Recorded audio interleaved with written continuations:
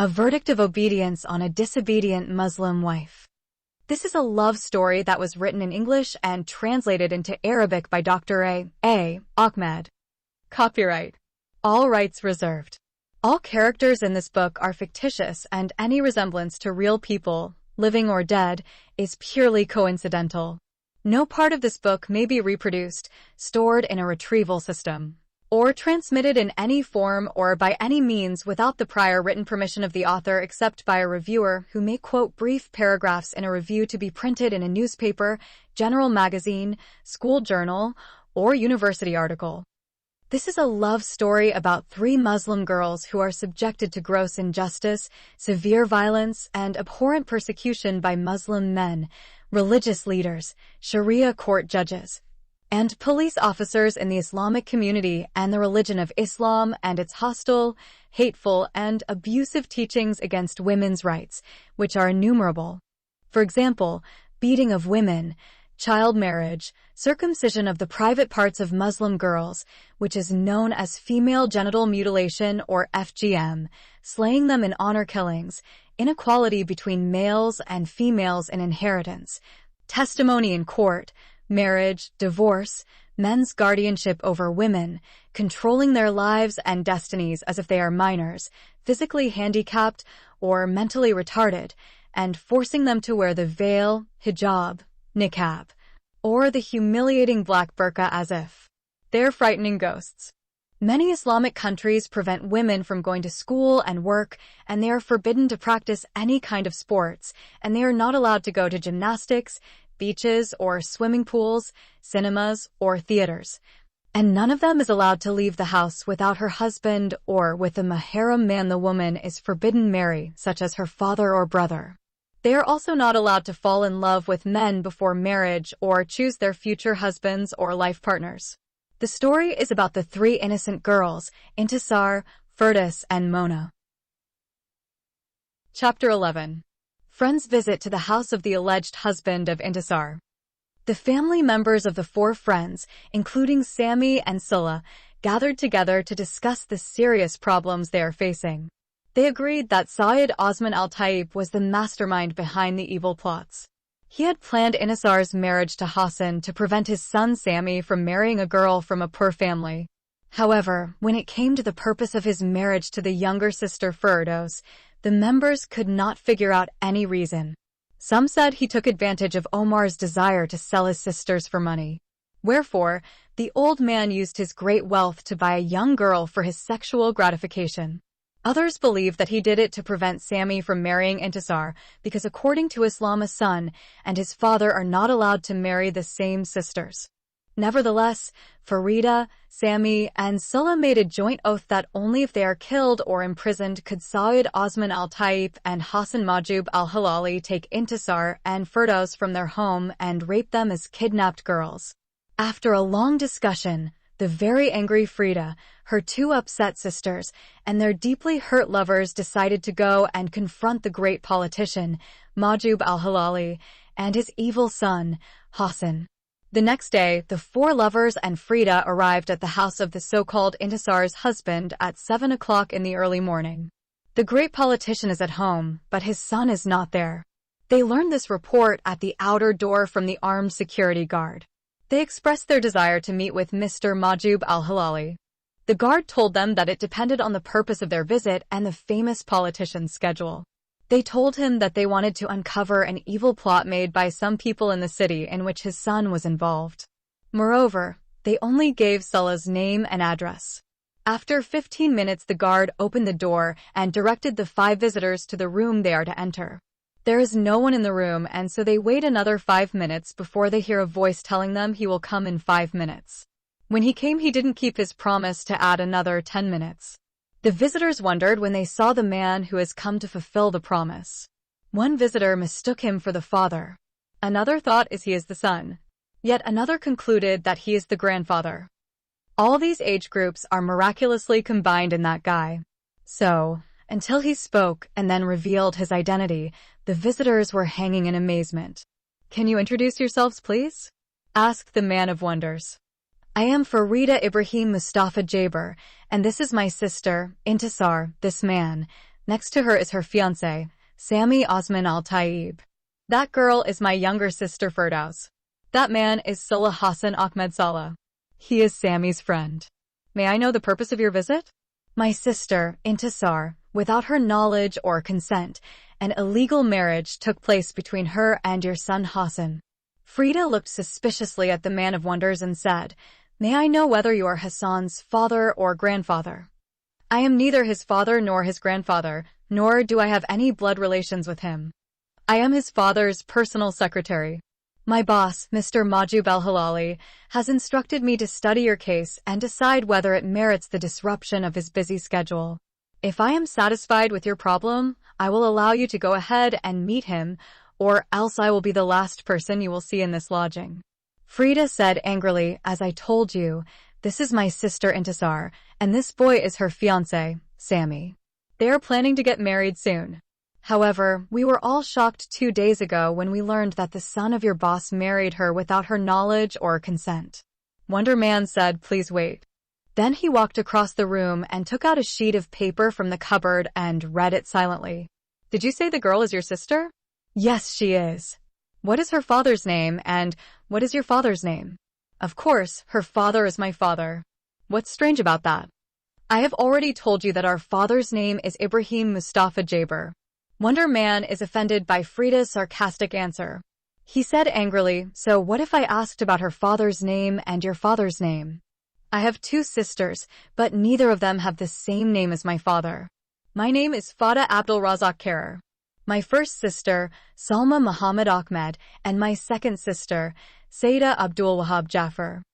After the Wonder Man revealed his amazing family's genealogy, visitors are amazed and waited for him to explain the mystery. Salah said that it is impossible that there are 3 different fathers, and you want us to believe that they are your sisters. What is impossible about that? My mother married her first husband, and he divorced her a year later. After that, she married her second husband, who released her after 4 years. Finally, she married my father, who died with her. She had a child from every man. The Wonder Man waited for a while to see if there is anyone among the visitors who wanted to challenge him further about his family ties. Salah somehow has some admiration for the Wonder Man. What about your father? Salah said, Did he marry your mother only? My father had 9 wives. I don't think you can justify this either. According to Islam, a man can have a maximum of 4 wives. How did your father manage to marry a total of 9 women? It's a simple matter, said the Wonder Man. My father was a womanizer. Women were his weakness. Whenever he saw a beautiful woman, he would pursue her until he added her to his harem list. After having 4 wives, he saw another beautiful young woman. He wanted to marry her, but he was hindered by the restrictions of Islamic law that you mentioned. That means 4 wives at once. So he went to Maulana, the imam of the largest mosque in our city, and shared his problem with him. The wise religious leader gave him good advice, which helped him not only to have a 5th wife, but to ascend to the 9th. What did Maulana advise him to do? Salah inquired. He simply taught him the law of release and possession. Maulana told my father that through that law he was able to marry 14 wives and beget many sons, daughters, and grandchildren. He said because of their large numbers that he did not know the names of all his descendants. Can you explain this law to us? Salah asked. Although Salah holds a law degree, he felt he encountered a law he had never heard of before in law school. Yes, I can, said Wonder Man seriously. I'll give you an explanation. Suppose Mr. X already has 4 wives. Let's call them wife number 1, wife number 2, wife number 3, and wife number 4. Suppose this good gentleman sees a beautiful young girl and desires her beauty as well as the lusts of her sexy body. So, he wanted to have sex with her, but Sharia, which stipulates that only 4 wives at a time, stood in his way. In this case, he would either restrain his passion or apply the law of release and possession. According to this law, he could divorce one of his 4 wives and marry as he wished. It is preferable to divorce the first wife because she is the eldest and therefore the least desirable. When he marries his new wife, he does not name her as his 5th wife because she becomes a substitute for the first wife. Again, he would not refer to the new wife number 6, but the replacement of his second wife, and so on. In this way, the cycle can be repeated once, twice, thrice, or even 10 times according to the financial situation, physical strength, and sexual ability. This is what Al-Hasan ibn Ali ibn Abi Talib used to do. He was a notorious womanizer and a marriage addict. He married 200 wives and countless slave girls and captives of war women of the defeated infidels. He used to divorce 4 women at once and marry 4 virgin girls at the same time instead of them. Moreover, my father was working as a muhalil in the Sharia court. Sulla said, "What do you mean, muhalil?" I confess that although I am a lawyer, I have never heard of such a position in the Sharia court. Consider yourself to have come to the right person who is about to teach you Islamic law that you did not learn in law school. My father was sitting on a chair in front of the Sharia court, with a large board hanging prominently over his head. In large words, wrote the parser or legalizer of thrice divorced women and the legalization of private parts. According to Islamic law, if a man divorces his wife 3 times, he cannot marry her again unless she marries another man, and that man also divorces her after having sex with her at least once. My late father, may God have mercy on him, used to do this marital task because he loved women. Sometimes, he married himself 7 of the 3 times divorced wives in 1 week. In this way, he not only got many women to have sex with him, but made a great fortune from the ex-husbands of those 3 times divorced wives. He was a smart man. After fully and successfully explaining his father's strange function as a womanizer, as the muhalil, Wonder Man wants to start another evil custom of his late father, but is sharply interrupted by Frida. Can we drop this nonsense and go straight to our problem? Mr. Fada told Farida impatiently. Yes, we can. Then he added, now you said that this girl has the same father as you. Does she have the same name as your mother? Why do you want to go into this endless and useless talk again?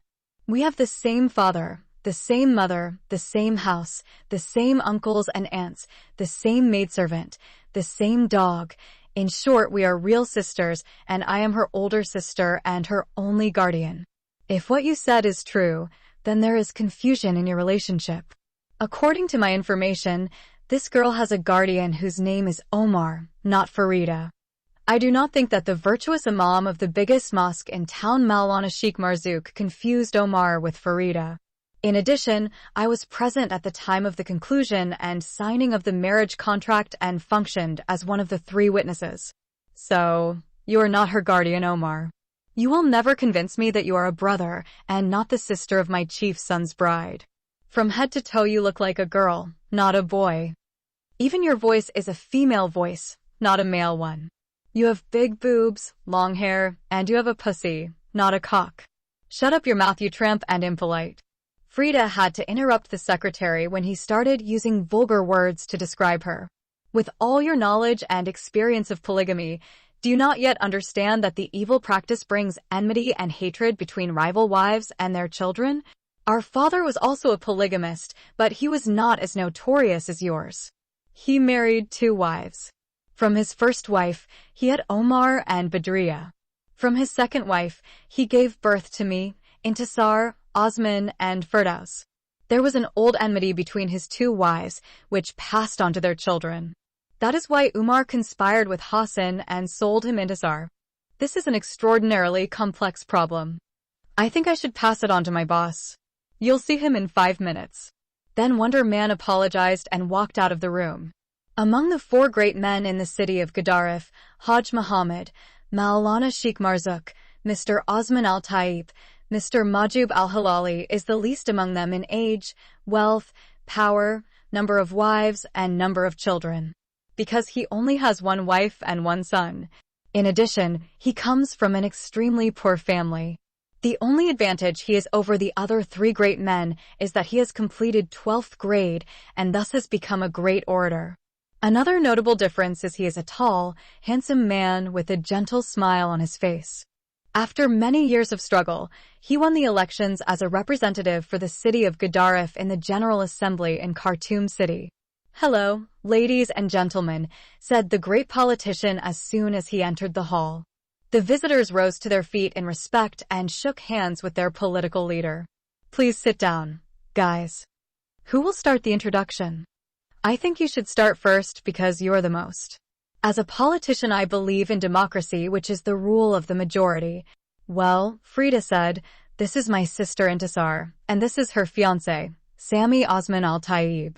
He recently graduated from the University of Khartoum as a civil engineer. This is his friend Sila Ahmed Salih. He is Sami's friend and also graduated as a lawyer from the same university.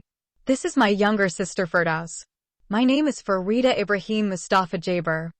I also graduated from the same university and am currently working as a translator in a foreign company in Abu Dhabi. Great men and great women with a wonderful education. I'm not as cool as you guys. My father was a poor farmer. He could not afford to send me to university. However, I graduated from the University of Life. That is why the good people of the city entrusted me with the responsibility of representing them in the General Assembly at the capital city. Well, I have learned from my secretary that you have come to discuss a serious matter with me. So, you need my help. This falls exactly within my duty. My duty can be summed up in one short sentence. Defender of the weak. Now tell me, what is your problem? Frida said, our problem was caused by your son, Hassan. For that reason, we want you to stand up for your son before it's too late. As I told you, I am not an intellectual like you. I need more explanation. Your son Hassan conspired with our half-brother and sworn enemy Umar and married my sister Intisar without her knowledge and consent. This is what you call a problem. I'm sorry to disappoint you.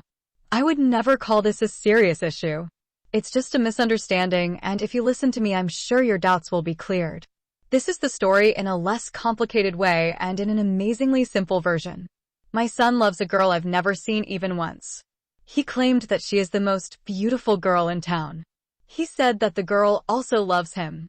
But she said she did not want him marry him until she finished her studies. She told him to wait for her to finish her studies. He waited for her for 3 long years. Eventually, she dumped him and fell in love with another boy who is much more handsome and richer than him. He came to me and said, Dad, my life is over. He told me as well, I saw her with my own eyes standing on the road and talking to him. I told him to forget about it. A few days later, I learned from my wife that our son does not eat, drink, or sleep even at night. He became madly in love with her, like Kais with Layla. He wore black clothes and went on hunger strike. We became very sad to see him in such a miserable condition. What bothered us the most was that we could do nothing to help him. He was dying before our eyes and we were helpless. When he was on his deathbed, someone came forward and gave us good advice. He suggested we go and meet the girl's older brother. He told us that the girl lost her father when she was a little girl and therefore her older brother became her sole guardian. He said she has another minor brother and 3 sisters. Her mother is alive, but as a woman according to Islamic law, she cannot be the guardian of her daughter. Therefore, the only man legally empowered to decide on her behalf or to marry her to his choice is her older brother, Mr. Omar Ibrahim Mustafa Jaber.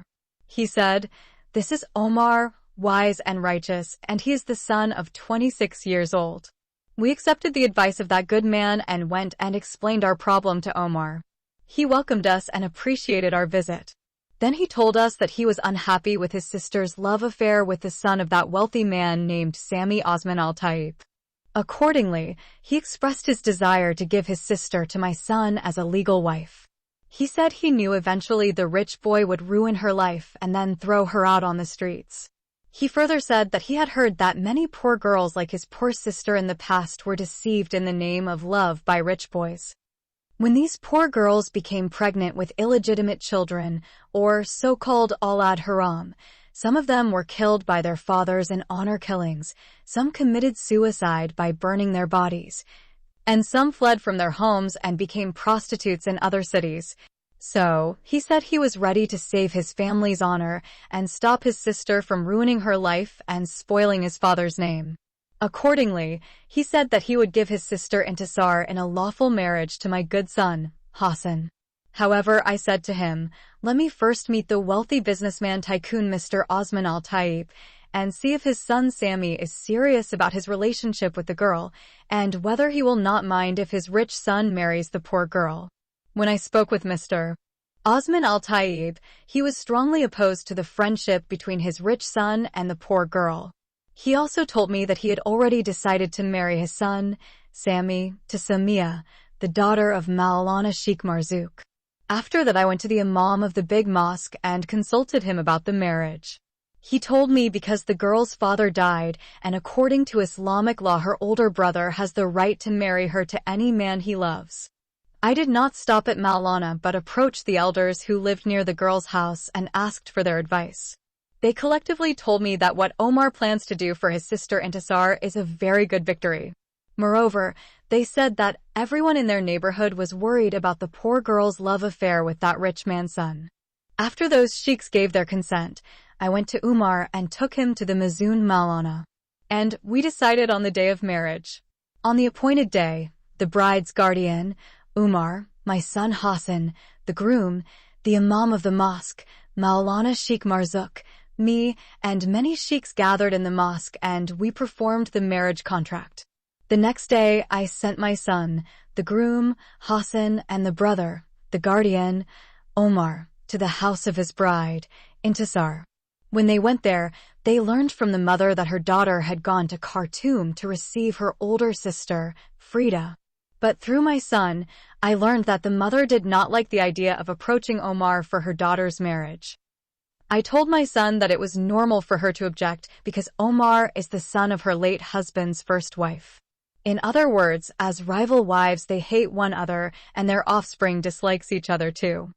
I asked my son to wait until the older sister arrived and we could approach them again. Now I am so glad that you have come to us and brought with you my son's beautiful bride, Intisar. We are supposed to celebrate and rejoice today. Her groom Hassan will be happy to see that his bride has come to him. He will come home soon. When Mr. Majub al-Hilali finished his long story, visitors could not believe that he had finally stopped talking. His deep and earnest political voice continued to ring in their ears like the bells of hell. Each of them questioned the veracity of his bogus story. Salah is the first to express his objection. Have you ever tried to find out if Sammy is sincere in his love for Intisar, or did you believe what others said about him? Also, did you try to find out if Intisar was over a true friendship with your son, and suddenly she decided to abandon him and replace him with Sammy Osman Al-Tayyib, because he is a richer boy? For the first question, my answer is yes, and I deduced from his father's answer. Besides, experience has taught us that this kind of friendship will never work out for good. Can you give me one example to prove that the son of a rich man married a poor girl in the city?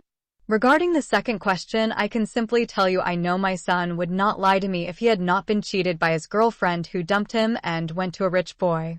Well, can you direct us to those sheiks who agreed that your son should marry Intisar without her knowledge and presence and against her wish?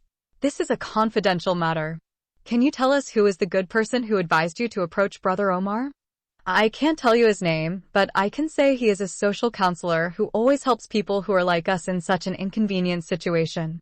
Can you at least tell us who are the witnesses who signed with Umar, your son, and the Mazun the Imam Maulana Sheikh Marzouk on the so-called halal marriage? This is also a confidential matter. Frida said, well, we came here with only one purpose, and that is to tell you that what you and your son and our brother Omar did is an evil plot. So as long as I am alive, none of you can touch a single hair of my sister's head. Now let the criminal Omar come to our house and take my sister Intisar by force to your selfish and cowardly son, Hassan. Mr. Majub al-Hilali said, of course, we do not want to challenge you, but as a man of the government, I must tell you that your sister Intisar has become the legal Muslim wife of my son Hassan. Sammy shouted angrily, while pointing his finger the face of Mr. Majub al-Hilali, who made to your cowardly son, Hassan, my fiancé, Intisar, a lawful Muslim wife. Listen, young man. I have nothing to do with you. If you are angry that my son married this girl, you can go to her older brother Omar and ask him why he did not trust you to marry his sister. Salah said angrily too, Al-Saud Majub al-Hilali, as a recognized Sudanese lawyer, I advise you to withdraw your support from this kind of evil plot. You call it wicked conspiracy, but I call it legal Islamic halal marriage. You openly defy us, Frida said with clenched teeth. I won't unless you make me do it, the politician retorted. There's a law in this country, Frida continued. We will try it first. But if the law fails us, I know how to protect my sisters from evil people like you, your selfish son Hassan, our criminal brother Omar, Maulana al-Dajjal, the Imam Sheikh Marzouk, and the shameless old man Mr. Osman al-Tayyib. I'm sorry, my friends. I think I have given you enough time. I have several other appointments for today. If any of you have any further questions or doubts, he or she can contact me either by phone or come by another day. You can get my ID card from my personal secretary, Mr. Fadakarer. When the great politician said those concluding words, he rose from his chair to his feet and walked out of the room without saying goodbye, leaving behind him the guests still in their seats. Chapter 12. The whistleblowing child bride and her old geezer groom. From the house of the so-called Hama Intisar, or her father-in-law, the friends decided to go directly to the office of Firdau's alleged husband. They are disappointed with their visit to the politician's house. They felt that he openly defied them. So, they are very angry. They remain silent on their way to the rich businessman's office. They march as if in a funeral procession. Their hearts are filled with a mixture of anger, fear, anxiety, determination, awe, disappointment, boldness, and courage. When they entered the office, they expressed their desire to meet the rich businessman tycoon. His secretary told them that they could not meet him unless they had a prior appointment. They told him that if they did not meet him, he would be in great trouble because they had important knowledge of a crime that had to be revealed to him. He tried to find out what the information was, but they told him it was all urgent, private, and confidential. He could still refuse, but due to pressure from his son Sammy, he agreed to send their request to his boss. As soon as the request reached Mr. Osman al-Tayyib, he called him and asked him to send the 5 visitors. When they entered, the friends were surprised to see that the blessed Maulana Sheikh Marzouk was also there to receive them. Before they could overcome the shock, Mr. Osman al-Tayyib rose to his feet and welcomed them kindly. Some of them felt as if they had walked into the den of a wolf or ogre, and instead of finding it alone, they found a hyena or morphine too. They suspected that Maulana was there by accident. They guessed that Mr. Osman al-Tayyib had already reported his unpleasant encounter with them yesterday. Most likely the old man had prepared himself for any possible physical attack and possible bodily injury. Then the father asked his son to introduce his friends to them. This is my biological father, Osman al-Tayyib, Sammy said angrily, and this is his friend Sheikh Marzouk. The imam of the largest mosque in the city believes that he was born and raised as a Maulana and should live and die as a Maulana. He was deeply offended when he heard his name being called for the first time without this precious title. Wherefore, he is almost tempted to resort to a severe curse on Sammy and his father, who begot him, and turn away. This is Miss Farida Ibrahim Mustafa Jaber, and this is her sister, Intisar, my official fiancée. This is my friend Salah Ahmed Hassan Salah, and this girl is Frida's sister as well. Her name is Firdaus. As soon as Sammy finished the introduction, the imam got to his feet and pretended to leave the room, but Syed Osman al-Tayyib prevented him by saying, Please, O blessed Maulana, sit down and wipe what my son Sammy said to you on my face. The blessed imam obeyed his friend and sat down. I'm glad to see all your friends, Sammy. Please, ladies and gentlemen, be seated. Finally, the visitors were asked to sit down. Then someone came and brought a big tray full of soft drinks. Please have your drinks, the old man said while faking a crocodile smile. While the friends were drinking soft drinks, Syed Osman al-Tayyib and his spiritual leader began to whisper to each other some secret words.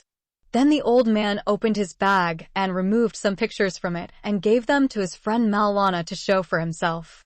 With each photo, the imam's face turns from angry to serious to sad until it becomes very ugly. After that, the photos were transferred to the older sister Frida. Then Sammy's father told her to take a look at them and show them to her 2 sisters and their boyfriends. When the photos reach Sammy, he is shocked to see his and Intisar's photo kissing each other on the riverbank in Khartoum City. Then he saw the temperamental girl Firdaus freely offering her sweet lips to her new boyfriend, Scylla, under a tree. After that, he saw his beloved girlfriend Intisar lying on a bench on the bank of the river, with her head buried under his body. The photo also showed Intisar's legs exposed and her small red underwear clearly visible. The picture filled Sammy with intense indignation and anger.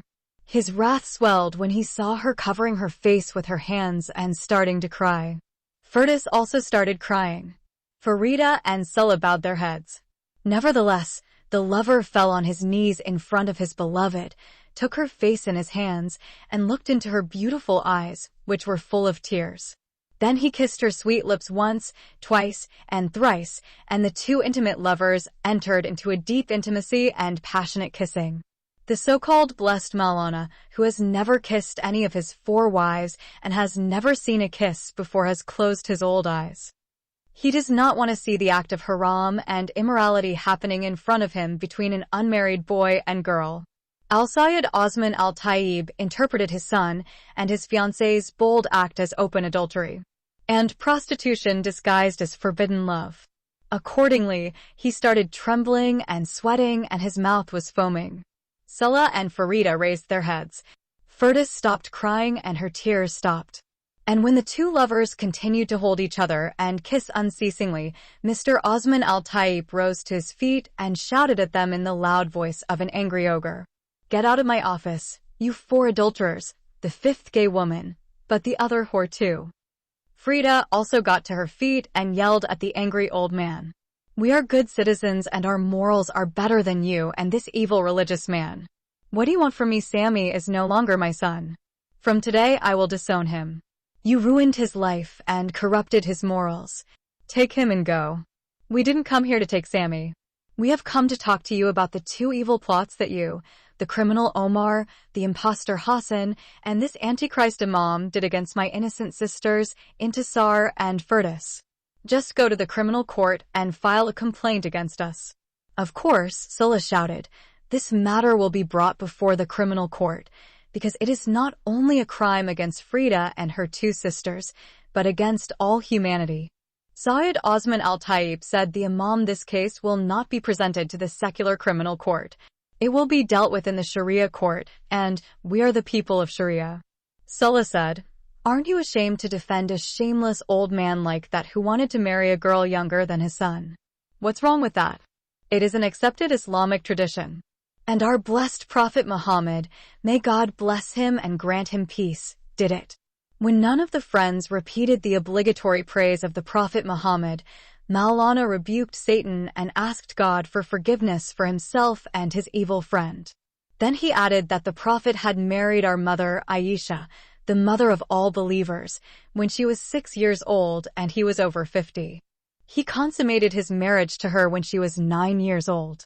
Therefore, it is not wrong for the old man to marry an underage girl of 15 years like Firdaus. Sammy said, "We will not accept such evil practices because they are morally wrong and inhumane." Mr. Osman al-Tayyib shouted, "Shut up, Sammy. Isn't it enough what you did before my eyes with this adulterous girl Intisar? And now you speak blasphemy against our infallible noble Prophet Muhammad. May God bless him and grant him peace." "Listen, you shameless old man," cried Frida, "if you don't stop referring to my sister Intisar as a bad girl, I will make you regret it. Are you going to keep calling them good girls after seeing these dirty pictures with those 2 bad boys?" Maulana said. "Do you still hold these pictures against us?" Scylla asked. "These same photos will be used to convict you in court and Mr. Osman al-Tayyib, because Sudanese law does not allow anyone to take pictures of people without their knowledge." "Does Sudan law allow you to kiss another man's wife?" asked the evil old man. Their older sister said none of these girls have been married yet. "Are you their father or their guardian?" Mr. Osman al-Tayyib asked sarcastically. "Yes, I am the sole guardian of my 2 sisters," Frida cried. "This is the end of the world." Maulana Sheikh Marzouk said sarcastically, "A woman claims to be the guardian of another woman. This reprehensible claim can only happen in the countries of the Western Christian infidels, but not in a Muslim country like Sudan. According to our blessed Sharia, a woman can never be a guardian. Yes, I am their sole breadwinner and guardian, and if you or this impudent old man have any objections, I will cut out your tongue and his tongue. Mr. Osman Al-Tayyib said sarcastically that if a woman becomes an axe, she will not cut anyone's head off. When Frida heard the sarcastic words of Sammy's father, she took off her shoe and threw it at his face. The old man jumped back and the shoe hit the wall. Frida ran to him, but Sulla prevented her. While Sulla was holding her, she spat on the old man's face. Before today, the old geezer Mr. Osman exclaimed I was not interested in marriage, and I did it to protect my name from being spoiled by my bad boy. But now that you have humiliated and challenged me in my office and set my son against me, I will demand, through Sharia, that my fourth wife, Firdos Ibrahim Mustafa Jaber, come and live with me in my house. As long as I am alive, Frida cried, neither you nor the dirty politician's son Hassan can touch even one finger of my two sisters. Even today I call you Dad. But if you persist in these evil plots, I will never use that honorable name again. I will call you an insolent old man and evil conspirator, and I will fight you and your partners in crime. Especially this cunning fox who exploits religious authority to justify his evil actions. Maulana al-Mubarak, please proceed with your complaint against these adulterers. You must submit a written complaint with the necessary documents to the Sharia court. Write in the complaint that my legal Muslim wife, Firdos Ibrahim Mustafa Jaber, refused to join me as her legal husband. Instead, she hitchhikes with another man who has no blood relation to her. Send those disgraceful photos as evidence to the judge of the Sharia court. But tomorrow morning bring the suit for me to sign before submitting it. After he finished ordering his spiritual friend to file a case with the Sharia court, Mr. Osman Al-Tayyib stood on his feet and said to his visitors, "Will you leave my office or should I call my armed security guards? Then I order them to kick you out of my office." "We are not stray dogs or criminals to be expelled," Frida said as her lips trembled and her teeth slammed together in anger. "Before we leave, I want to remind you that Firdaus is neither your Muslim fourth wife nor a slave girl whom Omar sells and buys from him. She has every right to decide who she loves to marry. For that reason, neither the Sharia court nor the police nor even this religious fraud man can force her to come to your house. I forewarned you that you should not think that your money or any power in this country could allow you to enslave and mistreat us." When Frida gave her last words to Mr. Osman Al-Tayyib, she left the office, followed by her two younger sisters and their boyfriends. The two old men remained silent for a long time after the angry visitors left the office. Suddenly, Mr. Osman Al-Tayyib broke the silence and started crying. Maulana Sheikh Marzouk approached him and began to comfort him. The Imam thought that the old man is crying over his son, Sammy. Mr. Osman Al-Tayyib suddenly stopped crying and said sadly that this little girl Firdaus reminds me of my late fourth wife, Rasha. I swear to God she is like her twin. Since Rasha died in the hospital at the time of her firstborn delivery, I have never forgotten her. Today when I saw this little girl Firdaus, I thought Rasha had come back to life. The same sexy body, the same height and big buttocks, the same beautiful eyes and breasts high above the chest, the same sweet lips and narrow waist, the same straight nose, eyebrows, white, even teeth, and the same long hair. My heart yearns for one day with Rasha in bed. She used to call me Uncle Osman, and I used to call her my little princess Rasha. Whenever I come home, I find her either singing like a bird to the little nightingale with her sweet voice, or lying on the sofa and watching TV. Her favorite channel is Cartoon International Network. Her favorite show was Mickey Mouse. She also loved Barbie and Tom and Jerry. As soon as I entered the house, she would come running and say that Uncle Osman had come. Then her hands searched my pockets for the chocolate. I have never disappointed her any day. Sometimes, I found her little girlfriends playing with her. Whenever they saw me, they would run to their parents. Many times, I stopped them and allowed them to continue playing with my little wife. The descriptions of those happy days reminded Maulana Sheikh Marzouk of his youngest granddaughter Mona instead of his fourth wife, Khadija, so he interrupted his old friend by asking him about the age of the princess wife.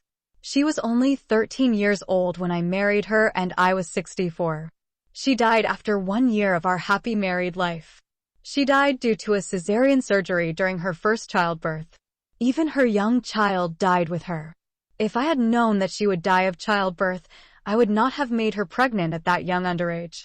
And again, the old man began to weep and shed many tears of sorrow. Milano's heart was affected, so he approached his sad friend and began to console him. Be brave and patient, Mr. Osman. She is now in heaven waiting for you to die and come to her. You will see her again, and she will not be alone, but God will give you 72 beautiful virgin girls eternal.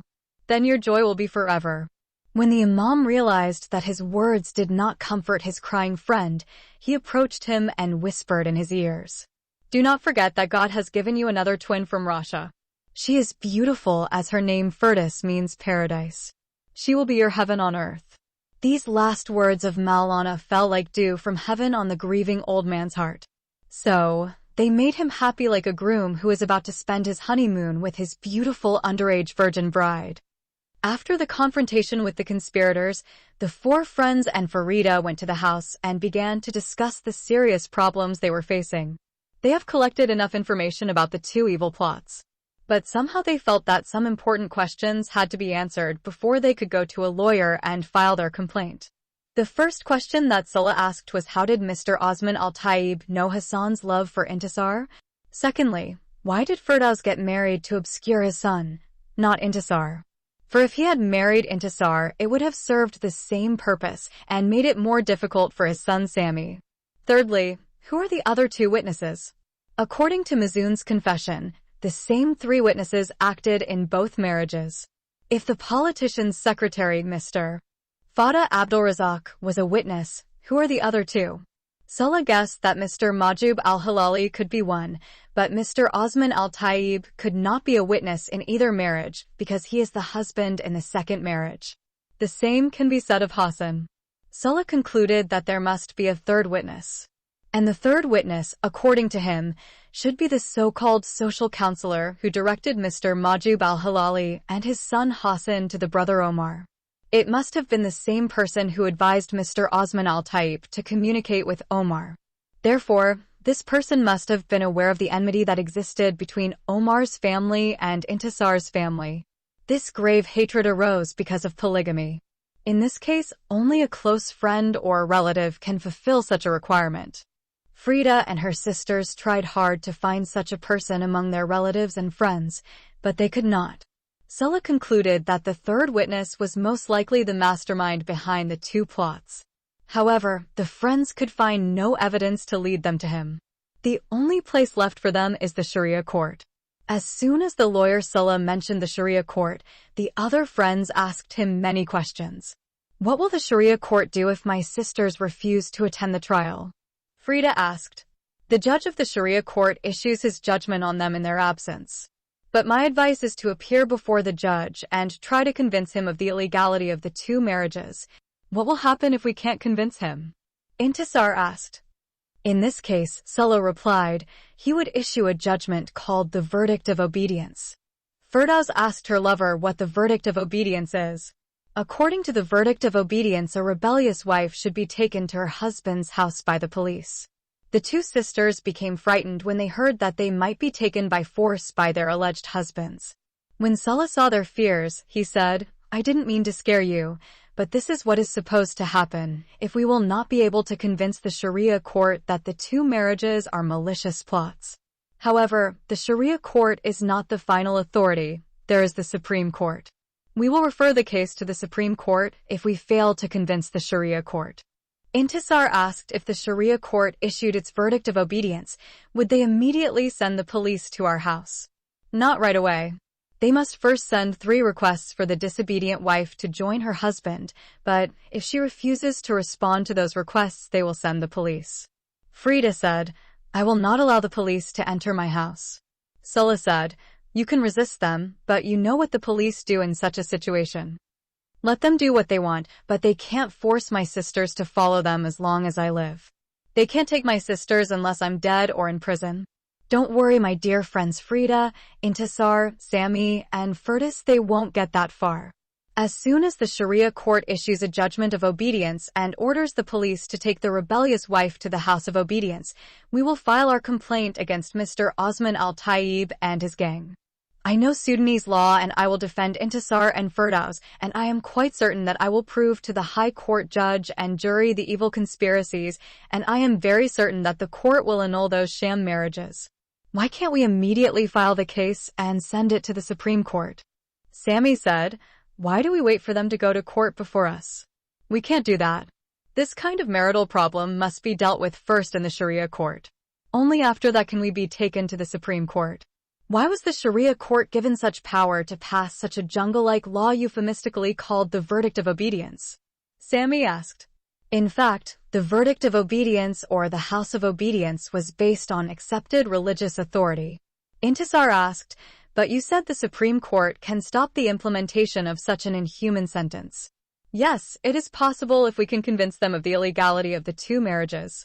Sammy asked if we could not convince them what would happen. The judgment of the Sharia court will be valid. Then the police officers come and take the rebellious wife by force to the House of Obedience. Where is the House of Obedience? Is he in prison? Firdaus asked with great fear. Not in prison. It is her husband's house. The husband will imprison his rebellious wife inside his home. He can tie her to ropes and beat her until she obeys him. In every Islamic country, there is a law in the constitution that allows the husband to discipline his disobedient wife, the father to discipline his rebellious daughter, or the brother to beat his dissolute sister. Because the Holy Quran allows this in Surat Al-Nisa, verse 34. He lover Sammy said, you must be joking. Do you mean to say that the policeman will come and take my fiancée Intisar from me by force and carry her in chains to that cowardly and selfish man Hassan Majub al-Hilali? That's what they're supposed to do as their duty, but let's hope for the best and prepare for the worst. We must not allow the problem to get this far. We are educated people, so let us use our knowledge to expose such evil plots to this secular court and to the public through media and other social media on the internet. Chapter 13. A crime of kidnapping and rape in a Muslim country. Friday is a very important day for the blessed Maulana Sheikh Marzouk, the Imam of the largest mosque in the city of Gadaref. On that holiday day, all Muslim men must attend the mosque for the obligatory Friday prayer. The virtuous Imam should lead them in their public prayer at noon. It is expected that the blessed Maulana Sheikh Marzouk will deliver a special sermon on that day. Every day he exhorts his listeners 5 times to do good and refrain from evil. His sermon on Friday will be a mixture of religious, social, political, and economic advice. Religiously, he will teach his listeners how to pray, the time of prayer, and the reason for prayer. Socially, he will show them by his good example of how to behave in society as a whole and in the small family at home. Politically, he will advise them who they should follow and why they should follow and whom they should vote for. In the field of economics, the blessed Imam also has an opinion. How should the congregation live a successful economic life? They must work and earn money and then pay their zakat or tithes to the mosque and the government and give their alms to the poor and needy. They should not offer or accept bribes. Because of these good advice, the blessed Imam, Maulana Sheikh Marzouk, is considered the most senior religious leader in the city. Therefore, it is very important for every Muslim who loves God and his holy Prophet Muhammad to attend public Friday prayer. However, on Friday, because it is an official holiday in every Muslim country, not everyone spends it in mosques. Some Muslims who are called bad by society go to other places for their vacation. Those places have many names. Some people call them wine houses, some call them houses of prostitutes, houses of Abyssinian women and whores, other clubs or local wine clubs, and so on.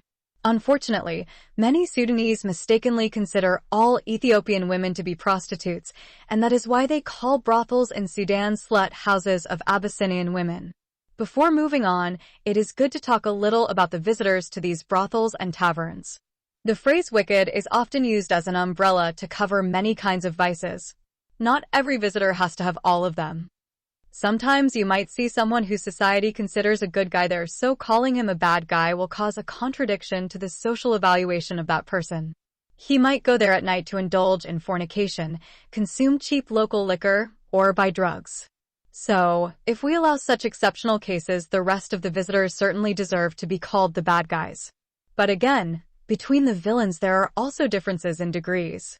Some people are bad, some are worse than the worst, and so on and so forth. If we continue climbing the ladder of evil, we will find at the top what society calls fotowa. Such a word has no equivalent in the English language, but the closest to it is gang leader. Every 3 or 4 years there will be a notorious man with his gang. They are considered masters of those brothels and taverns. They will beat or kill whoever they want to beat or kill. They will kidnap and rape whoever they want to kidnap and rape. They will eat, drink, and sleep freely in those wretched houses, and no one will dare ask them any questions. But since vice will eventually destroy itself, these gangsters will either be imprisoned to serve a life sentence or be hanged to death. Among those dangerous leaders of gangs who similarly ended their lives are Wad Abraj al-Ashal, Shakash, Wad al-Haram, Koko, Wad al-Shaitan, and Abu Shakura Wad al-Kalib, to name a few. When our love story reached its climax in the office of Mr. Osman al-Tayyib, it happened that the leader of the gang in those bad houses was a man named Alwash. Very barbaric, as his name implies, he is a brutal man. And it happened that on the same day that the wealthy businessman Syed Osman al-Tayyib and his spiritual friend Maulana Sheikh Marzouk decided to forcibly extract by the Sharia court and the police authority the underage girl Firdaus from her family as a disobedient wife, the gang kidnapped a beautiful teenage girl and brought her to a brothel and tavern house for the evil one as their ringleader. The bully leader announces that Friday should be the day he comes for his new bride, and thus the day of the wedding. All regular visitors to these bad places were invited to eat and drink freely and free of charge. A big brothel house has been booked for this illegal marriage. Alwash had done this many times with other girls who had fled their homes for fear of being killed by their fathers or brothers because they bore illegitimate children or alad haram before marriage. Most of these girls were either raped by their close relatives, such as cousins or uncles, or cheated in the name of love by their lovers. However, the girl who is about to be raped by the monster bully is not in that category. She is a good girl and from a respected family in the community. The kidnapping took place on Thursday afternoon while she was returning from school. Her parents reported their daughter missing to the police. Her full description was given to the police, which read as a teenage girl with long black hair, a pretty face, reddish skin like that of a mango color, and a good height. She is not married and has never had a boyfriend. She is engaged to her cousin, the handsome Kamal.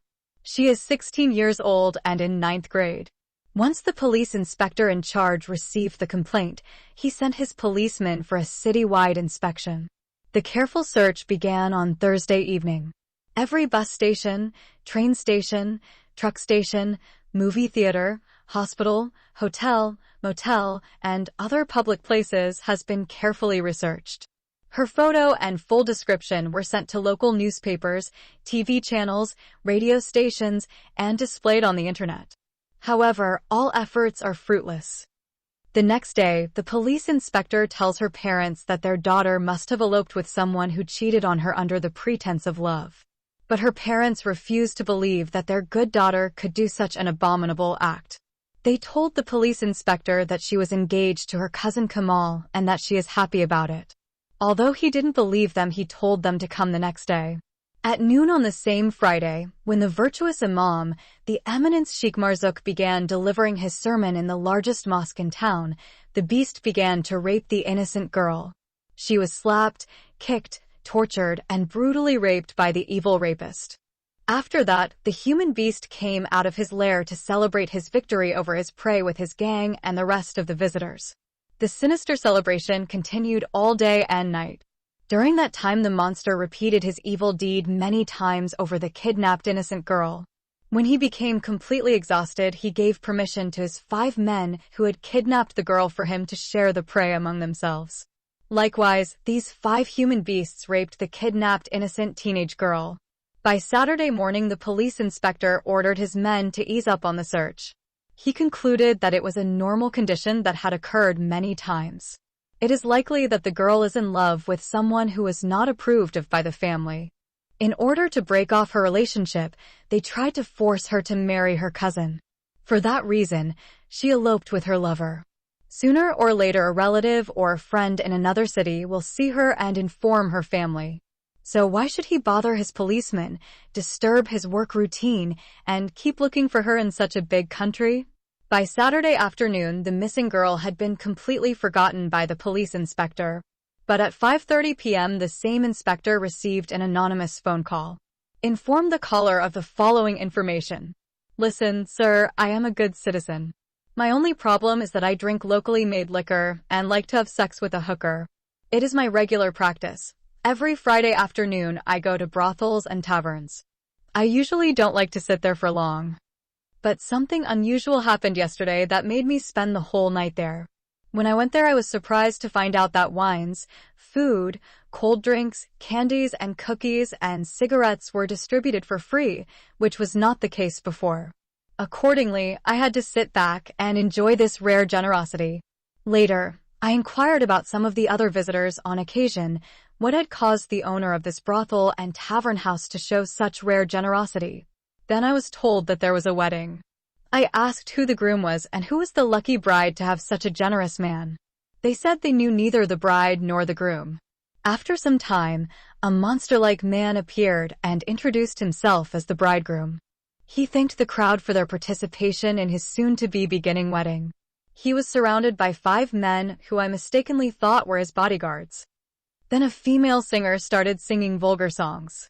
Some girls started dancing, kissing, and hugging everyone. They were wearing such short dresses, which meant they were naked. After some time, a woman came and announced that the groom would go into his private room to enjoy his beautiful bride. She swore with the blindness of her eyes that she had examined the pussy of the young bride and found her a virgin. This announcement made the crowd cheer and clap their hands. The alleged groom, along with his 5 guards, entered a room and closed the door behind them. After a few minutes, the 5 guards came out, and one of them announced that Mr. Alwash said that all the crowd should eat and drink and be merry because this is a great day for him. Then the orgy began again. I began to ponder in my mind how could a beautiful young virgin agree to marry a man as old as her father and who looked like a devil in human form. And therefore I began to doubt the legality of such a marriage. I concluded that it was probably kidnapping and rape. However, I decided to wait and clear those doubts. An hour later, the man who claimed to be the groom came out. When I saw his face and his clothes, I thought he had fought with a lioness, a mad dog, or a mad woman. There were many scratches on his face and drops of blood on his dress. His hair was disheveled and his clothes were torn. He was wearing only one shoe on his left foot. The female singers and shameless dancers stopped their singing and dancing and looked at his hideous appearance. He showed them a girl's white underwear filled with blood. They clapped their hands and continued their dirty dancing. I was disgusted to see such a scene. I decided to leave immediately and report this brutal rape to the police. I went to the door but found it securely locked. I asked a visitor to help me open the door. He told me the door wouldn't open until tomorrow afternoon. When I asked him why we were locked up, he said it was because the wedding was a secret one. Sadly, I stuck against my will to the den of those kidnappers and rapists for the night. I quit drinking alcohol, and all I cared about was how to save that kidnapped teenage girl from that monster and his gang before they raped her to death. Several times he went to his victim, and whenever he came out, those savages rejoiced in repeatedly raping the girl. When he became so drunk that he could not move a limb, he fell asleep on a chair and began to snore as if he was lying in hell tormented by the red devil with pitchfork on his hands for his evil deeds. Then his bodyguards started going over that kidnapped underage girl until the 5 of them raped her too. The last of them told his partners in crime that the small naked girl was bleeding profusely. 2 of them went out to call a nurse they said they knew. When they left the house, everyone was asleep. I also pretended to be asleep. The other 3 criminals also slept. Shortly after they left, I got up from my seat and went to the door. Fortunately, I found that the door was left open. I immediately got out and got on the first bus that came my way. When the bus left the brothels and taverns area, I got off and went into the phone booth and made this phone call to the police. May I know your full name and address? asked the police inspector. "I'm sorry, sir," said the good citizen. "I don't want to be involved in a crime I did not commit." "Did you know that every word you said is recorded?" "I do not care about this. There is one thing you should know, that I am as innocent as that innocent kidnapped and brutally raped small girl." "Can you describe the person who raped the girl and his 5 guards?" "Sir, you are just wasting time. My humble request to you is to take note of the address of that brothel and tavern house and rush there with your brave police officers and save that innocent girl's life before she bleeds to death." Then the good citizen hastily gave the address and disconnected the line. The police inspector, whose name is Hussein Hassan Hassanein, received fake calls many times, but somehow he understood that this call is real. Accordingly, he called his policemen for an emergency meeting. When the police officers gathered in his office, he made them hear the good citizen's recorded complaint. Wherefore, every police officer on duty was ordered to equip himself with all kinds of weapons. Inspector Hussein strictly ordered his cops that none of those evil men and bad women should escape. If arrest becomes difficult, they should not hesitate to shoot and kill. Immediately, 4 large cars are loaded with police officers and drove towards the brothel and tavern house, where the antisocial elements are still in a deep sleep. The drivers of the 4 cars were ordered to enter from different directions.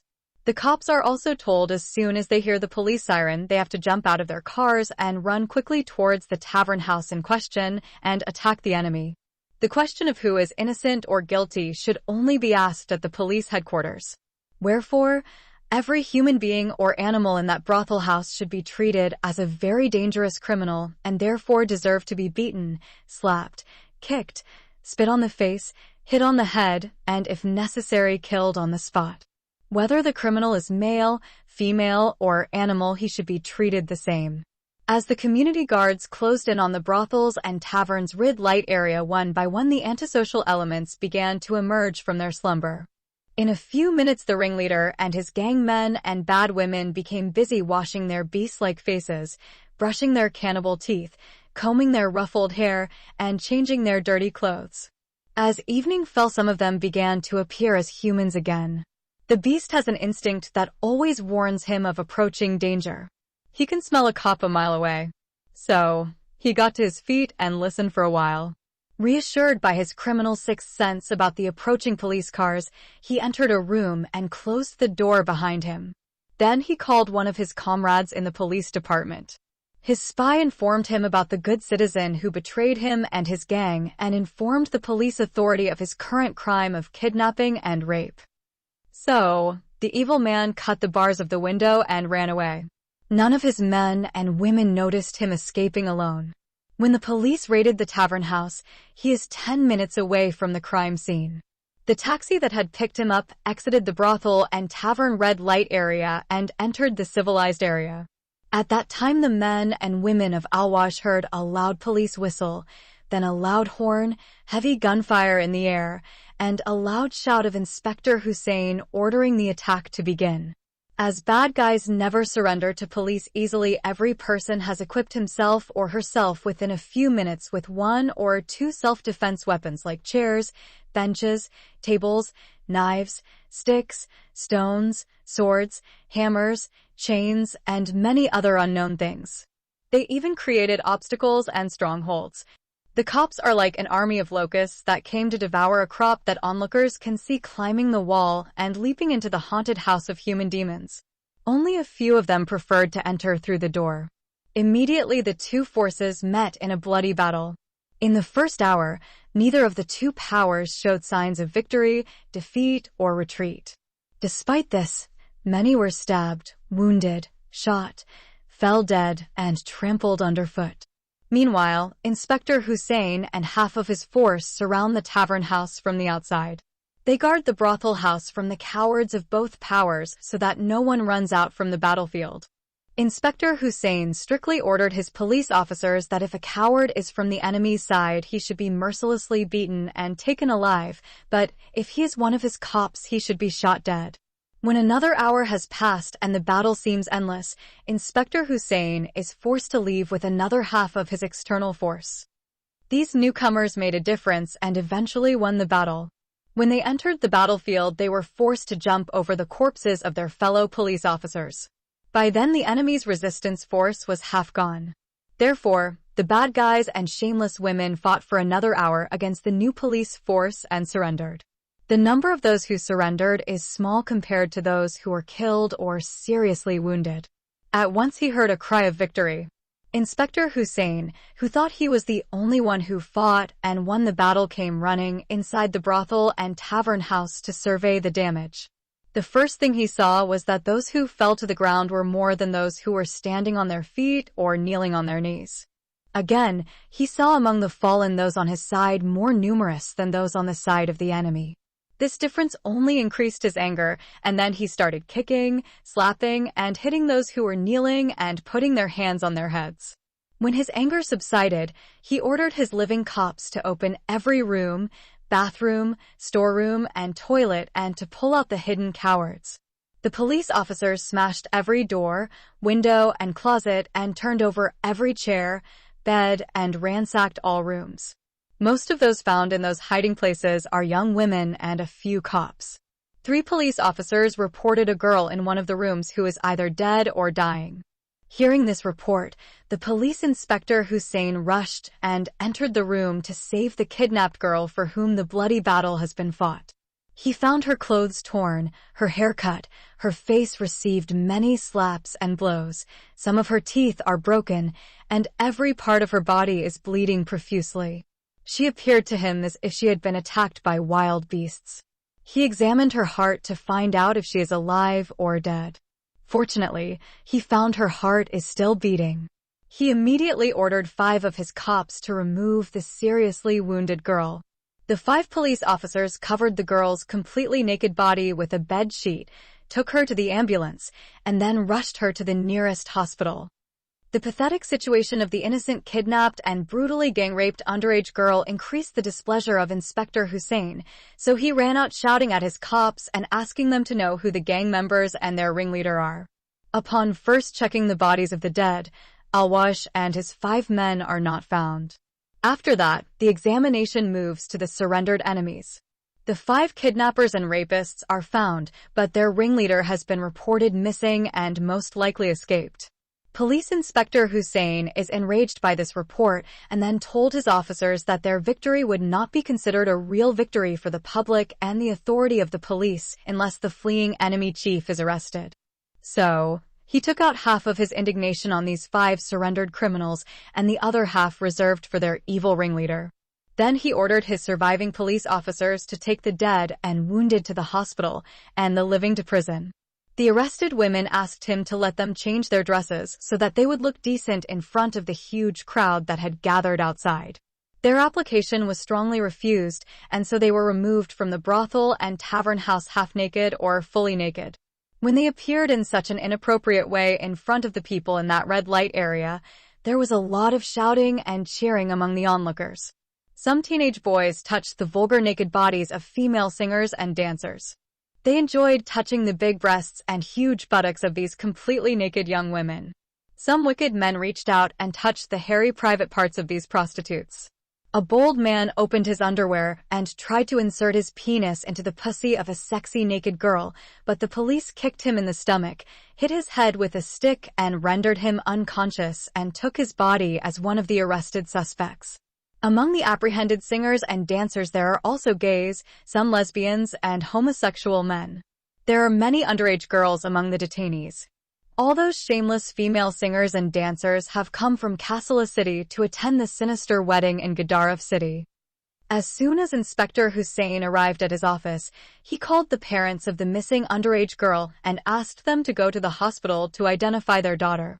The second call he made is to a man who had made a similar complaint about the disappearance of his new wife's brother and asked him to come into police custody to identify his relative.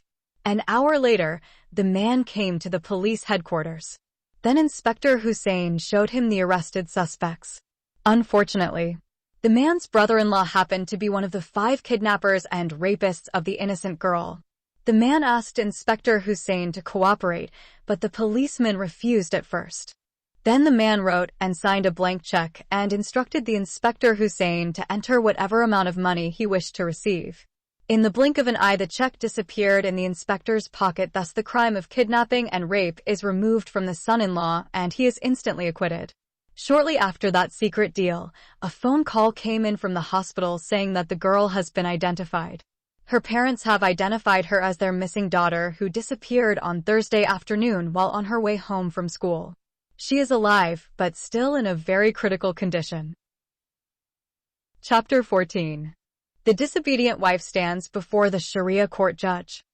Monday is the day set for the hearing of the complaint filed by Mr. Osman Al-Tayyib to the judge of the Sharia court in Gedaref City.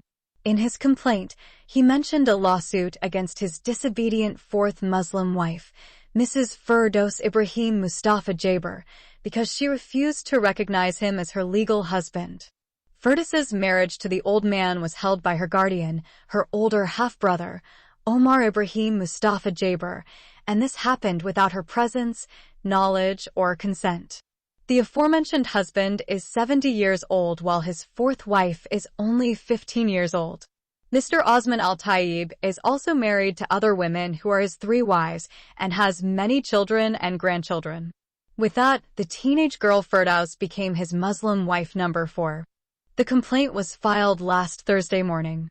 The Sharia court had immediately summoned those involved in the complaint, the so-called rebellious wife, the sheikh who claimed to be her legal husband, the imam who contracted the aforementioned marriage contract, the wife's guardian, and the witnesses to the halal Islamic marriage. Therefore, the complainant demands a just decision from the Sharia court judge and his jury. Al-Mubarak Maulana Abdul Mohsen Taha, judge of the Sharia court, and his 4 assistants arrived on Monday morning at 10:30 a.m. The title Maulana is equivalent to the name Mullah in Afghanistan and Pakistan. It is given to a senior cleric, an imam of a mosque, or a Sharia court judge. The 4 assistants appear to be very advanced in age, but it is clear that the judge is the eldest among them in age, dress, knowledge of the Sharia, and probably the most experienced of them as well. Everyone in the courtroom is on their feet and is not allowed to sit down until the 5 justices have taken their seats. Then the court clerk came forward and began to read aloud the charge against the suspected wife. After that, the bailiff of the court invited Maulana Sheikh Marzouk to come forward and confirm the legality of the aforementioned marriage contract. The Honorable Imam Al-Mubarak got up from his seat and advanced until he reached the clerk. He was given the Holy Quran and asked to place his right hand on it and take the oath. And with his hand on the Quran, "Our Lord the Judge," said the Mazoon, "I swear by God Almighty and by His holy book to say the truth, the whole truth, and nothing but the truth." Then the clerk took the Quran from the Imam and he began to speak. "In the name of God, the most gracious, the most merciful, and blessings and peace be upon our Prophet Muhammad. Blessed Judge Maulana Abdul Mohsen Taha and your honorable assistants. Since I put my right hand before you on the great book of God and swore to tell the truth, I would first like you to know that I did not know the guardian of the bride before accepting in the day those interested approached me for the marriage contract. Of course, the honorable man, Mr. Osman Al-Tayyib, the groom, is a well-known man in our city for the charitable works he has done for us. He built the largest mosque in our town and I was appointed chief imam. When these people approached me and asked me to perform the marriage, I asked them the usual questions I would ask any group of people who would come to me for this same purpose. Who is the groom? Mr. Osman Al-Tayyib said, in fact, that he was the one. I asked who is the guardian of the bride.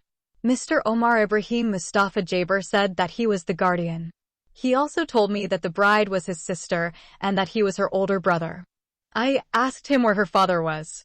He replied that their father died 10 years ago and showed me the death certificate. After that I asked for 2 witnesses. They brought the following 3 gentlemen as witnesses.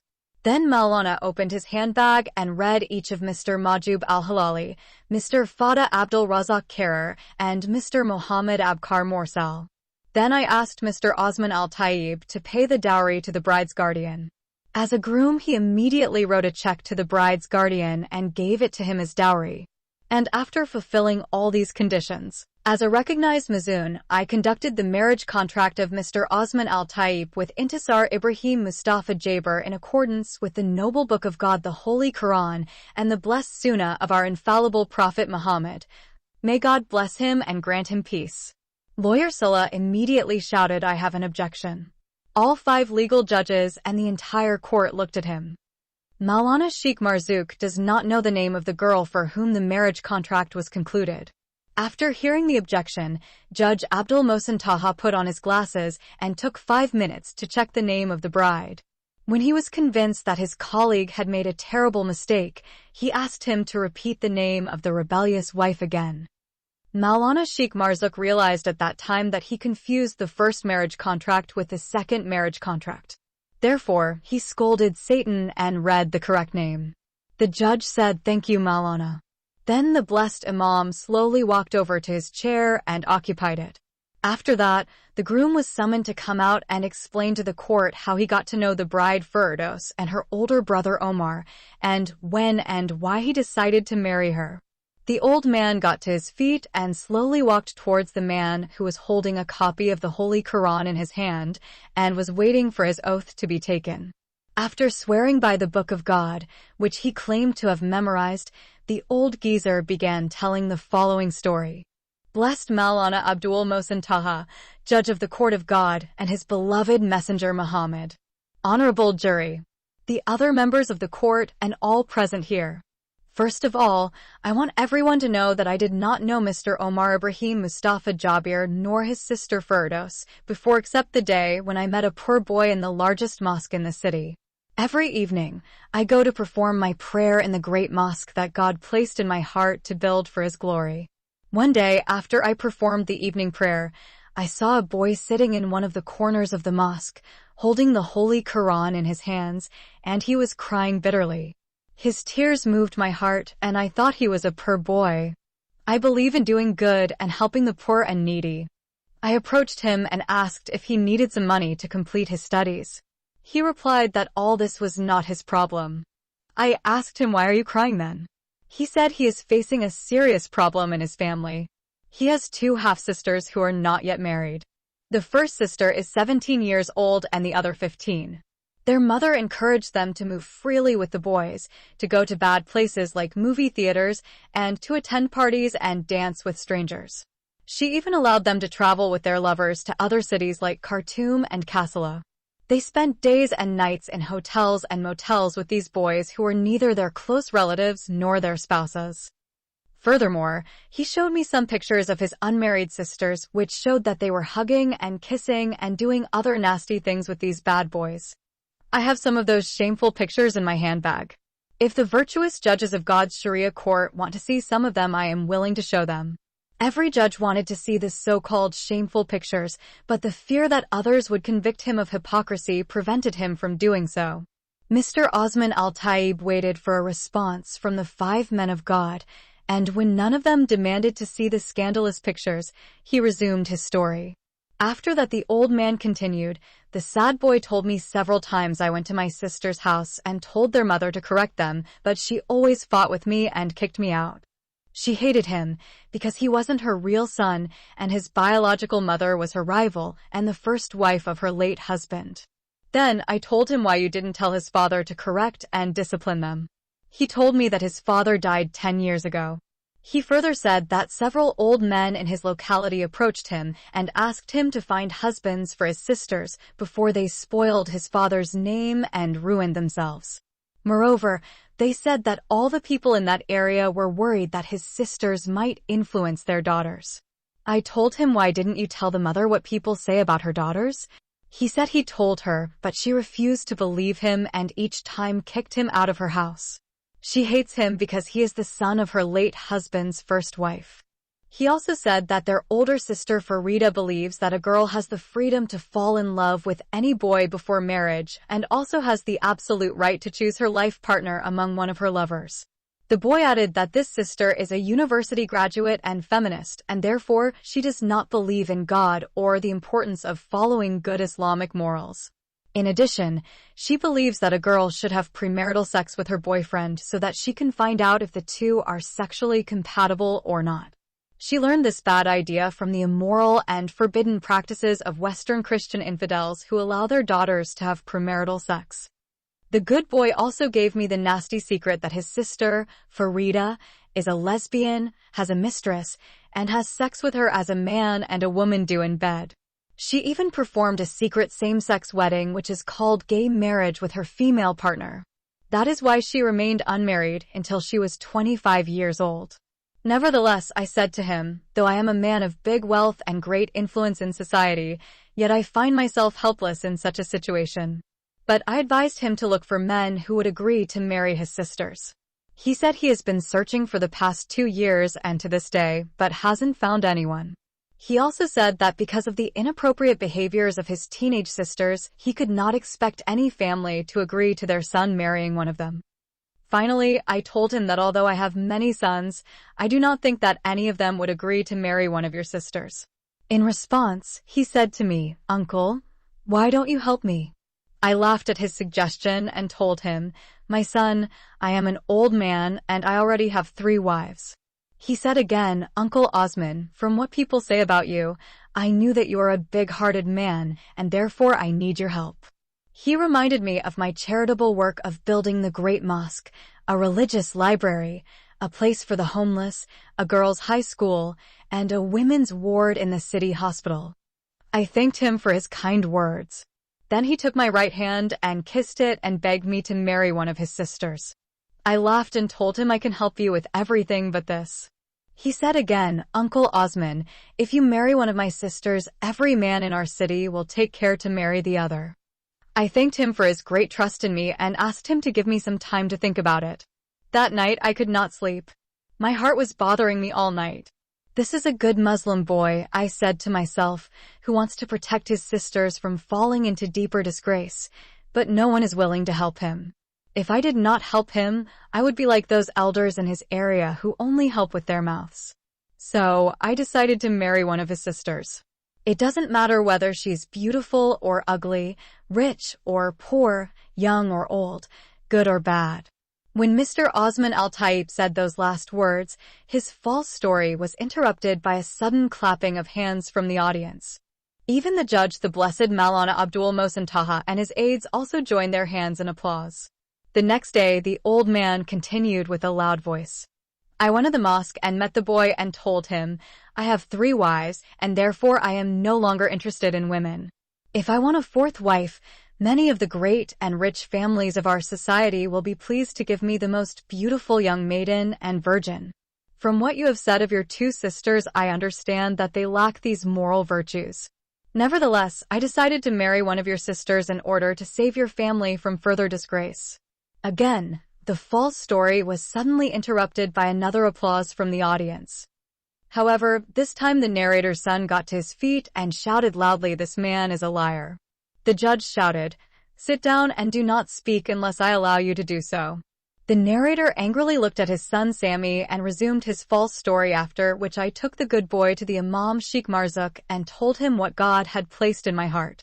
Maulana welcomed the idea happily and told me that if we had 10 people like you, our city would be a perfect city and utopia. The old man waited for another applause, but was disappointed this time. I expected my good deed to bring me happiness, but instead it threatened my life and set my son against me. I'm ashamed to say that later I found out my son is one of those 2 bad girls' lovers. The girl whom I married according to the Holy Quran of God and the blessed Sunnah of our infallible Prophet Muhammad came to my office with 2 of her companions and her other 2 sisters and threatened to kill me if I touched her. Her gay sister spat on my face and threw her dirty shoe in my face. The Blessed Maulana Sheikh Marzuk was with me when they said their threats and rebuked them and encouraged me to file my complaint before the Sharia court and claim my 4th wife-in-law. Then the false narrator started crying and shedding crocodile tears. His spiritual leader, the Eminence Imam Maulana Sheikh Marzuk, came forward and took his hand and led him to his seat.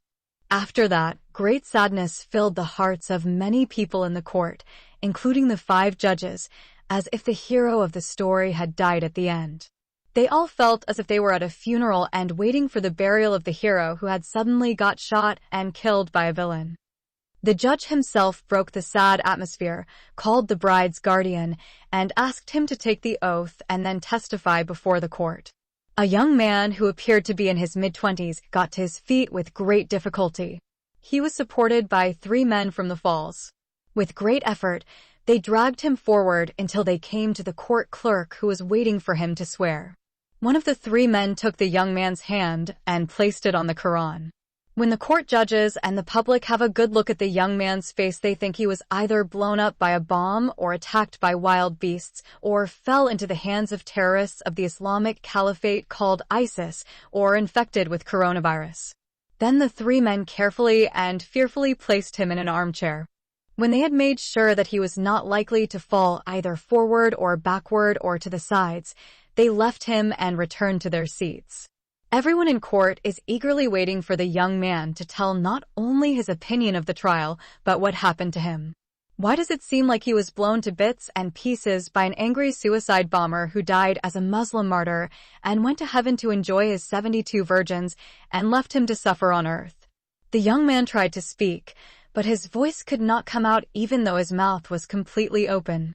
The main judge Maulana Abd Al-Muhsin Taha asked the Imam Maulana Sheikh Marzouk to act as his megaphone. I swear by Almighty God and His holy book to tell the truth and the whole truth and nothing but the truth. First of all, I would like to confirm that the Mazoon Maulana Sheikh Marzouk and the good man Sayyid Osman Al-Tayyib testified before the blessed court of God and His honorable Prophet. Every word they said is true. Before I go into more details, I want Judge Maulana Abd Al-Muhsin Taha Al-Fadil, the blessed jurors, and everyone here to know that for the good that I have done for my sisters, I am today in this pathetic situation. While I was coming from the mosque yesterday morning at 4 a.m., a car suddenly stopped near me. Then 3 men got out of the car and attacked me. They were wearing black masks. They closed my mouth and forcibly dragged me into their car and drove towards the wilderness. When the car reached the eastern cemetery, it stopped. Then they took me out of the car and started beating me with big sticks and long whips. After a lot of beatings, they showed me a piece of paper on which was written, I am Omar Ibrahim Mustafa Jaber. I confess that Mr. Osman Al-Tayyib and Mr. Hassan Majub Al-Halali gave me a large amount of money. Accordingly, I agreed that they marry my 2 half-sisters, Intisar and Firdaus, without their knowledge and consent. I told them that I would not sign such a false statement even under threat of death. I would rather die as a true martyr than betray the innocent. They continued to beat me until I completely collapsed. I passed out due to the merciless beating. When I opened my eyes again, I found myself in my house surrounded by my mother, Haja Sakina, my kind sister Badriya, the blessed Imam Maulana Sheikh Marzouk, and the kind business tycoon, Mr. Osman Al-Tayyib.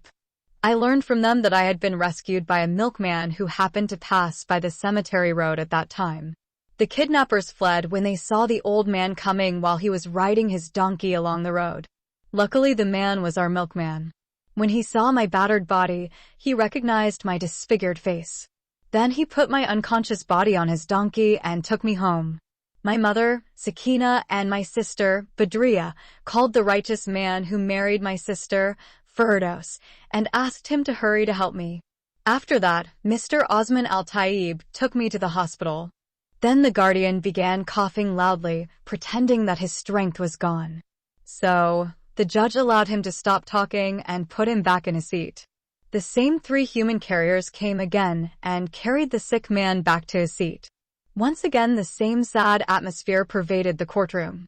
This time, people felt that the hero of the sad epic committed suicide, died as a martyr of truth, and left the world of the living forever.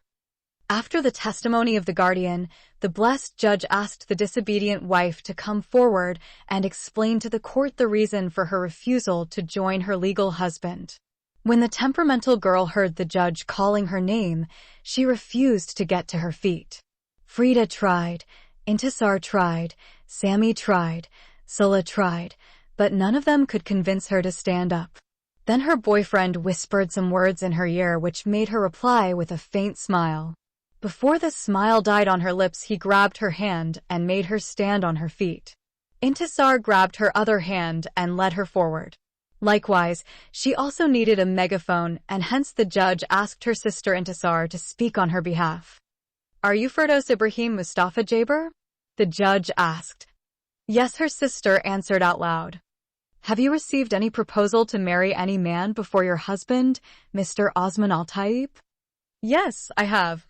"How many marriage proposals have you received?" 5 engagements. "Why did you refuse all these marriage requests?" "Because I did not like those who made their proposals." "Will you accept the man you love?" "Yes." "Now do you have a boyfriend?" "No." Answer. "Do you know that you are a married woman?" "I am not married to anyone." "Why do you refuse to join your legal husband, Osman Al-Taib?" "Because he is not my husband and I do not love him."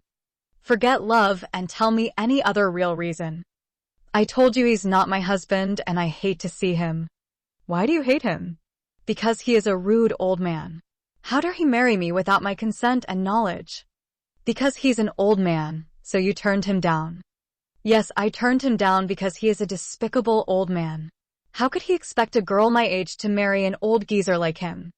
But the Prophet Muhammad, may God's prayers and peace be upon him, married Aisha, the daughter of his friend Abu Bakr al-Siddiq, when she was a few years old, and he is 55 years old, and she is half your age. She was 6 when they got married, and when she was 9 he had sex with her. Yet she did not hate him, nor did she call him an insolent old man. How do you know she didn't hate him? Maybe she hated him when he started having sex with her when she was an underage girl. Every little girl would hate the old man who forced her to bed at such a young age. Will you marry your young daughter to an old man when she is 9 years old? Instead of saying yes or no, the judge and his jurors began to curse the alleged disobedient wife Firdaus.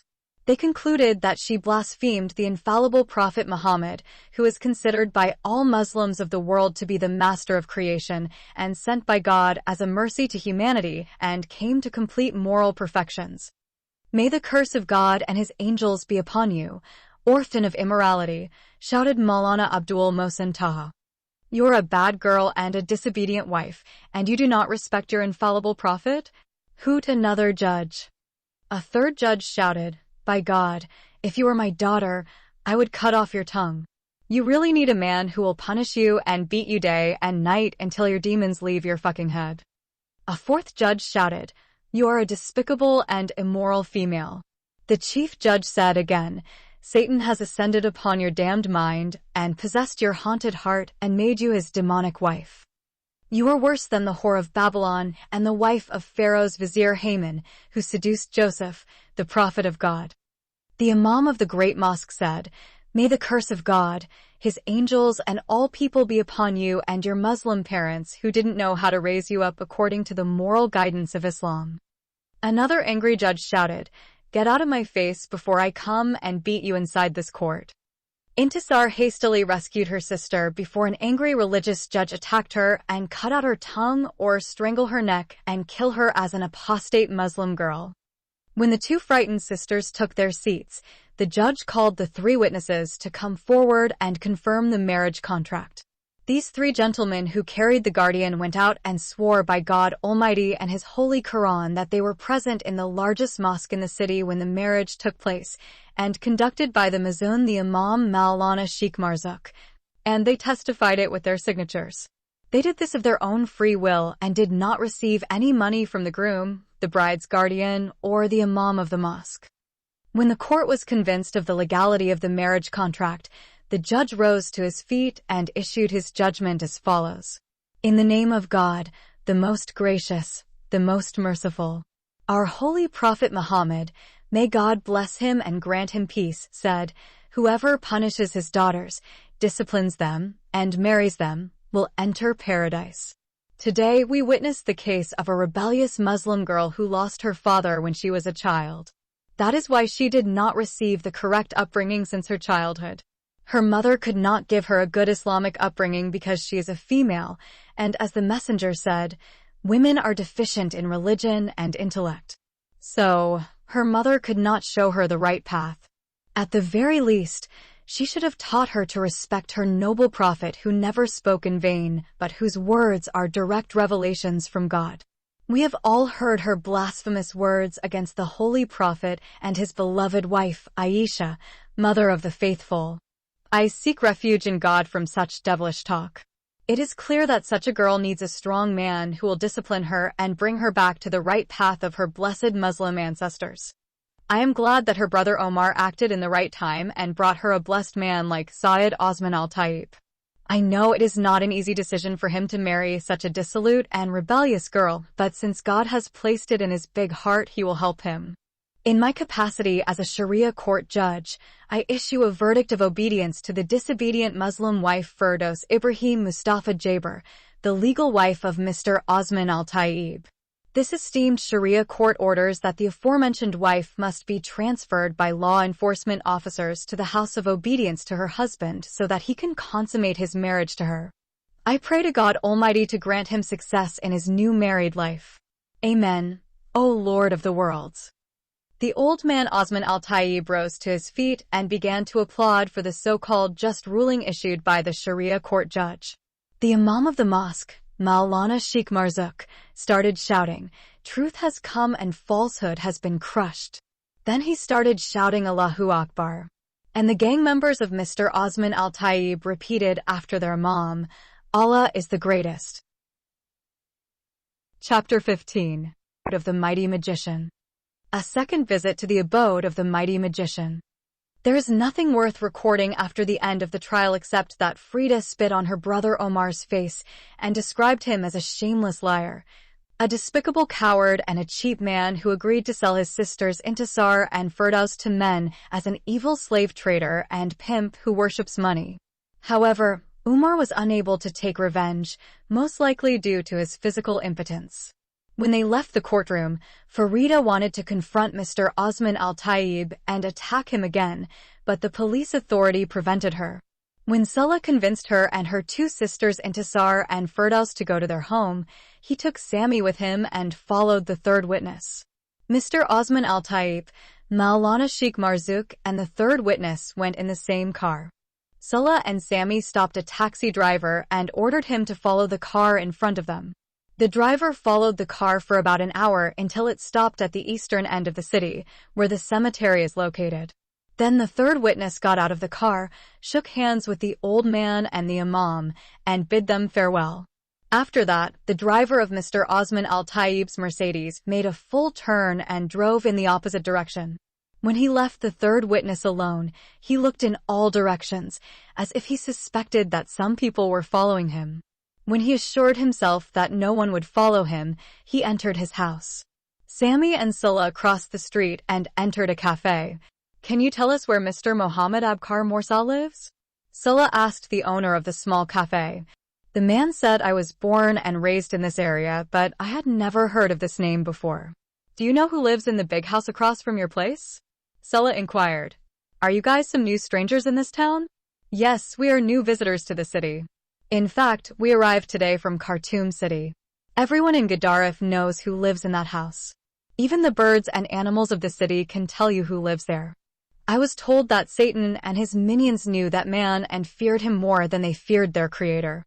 Can you tell us who he is and what great achievements he accomplished for the city that made him so famous, and what power he possessed that made every creature fear him?" Sulla asked. If Sami and Sulla were to stand in front of the house of the president of Sudan and ask someone to tell them who lives there, that person might not be as enthusiastic as the owner of the cafe. He raised his chest and took a deep breath and proudly said, "My friends, you are now standing in my humble coffee and tea cafeteria and looking across the street for the largest house in our city for the great man, Hajj Muhammad. Every day not less than 100 visitors come to that house either to receive cures for their diseases, or to avenge themselves upon their adversaries, or to obtain sound advice which will help them in solving their problems, whatever they may be. 90% among them are young and old women. Is he a religious leader, a lawyer, a cracker, a charlatan, a witch doctor practicing black magic, or a social counselor?" Sulla asked. "He is not among these, although his work includes the social services provided by these professions. He is only known as a clean businessman. I was told by some of his visitors that even if you love the wife of the president of Sudan and want to marry her or kidnap his daughter from him without getting into trouble with the law, just one visit to that house will make you achieve this impossible goal. Sammy innocently said, "This means that his work is not clean." Did I say that, sir? How can I oppose the decision of the Deputy Commissioner of Police of Gadaref City, who officially declared that Hajj Muhammad's social services are clean work? However, Sulla said we are having similar problems with our girlfriends. Every one of us loves a girl from a rich and great family in the city. Their parents do not accept us. In fact, they said we didn't deserve to shake hands with their daughters. They even said we were dirtier than their daughters' feces. Then you come to the right man.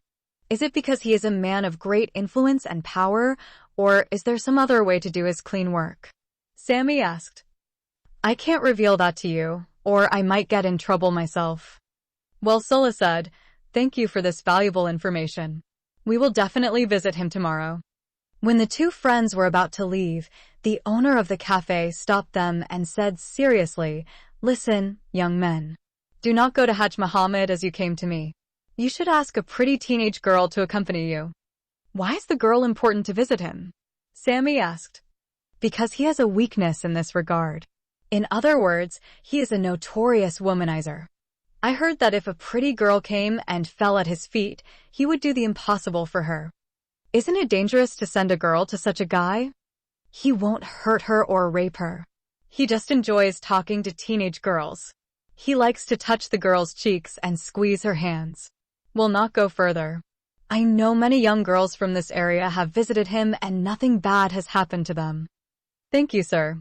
We shall follow your wise advice and take with us tomorrow our rich and beautiful girlfriends and visit the house of that great man. After that, the two friends took a taxi straight to their girlfriend's house. Once inside the house, they revealed their great discovery to others. Then they began to discuss who would go to lure the third witness and extract the truth from him.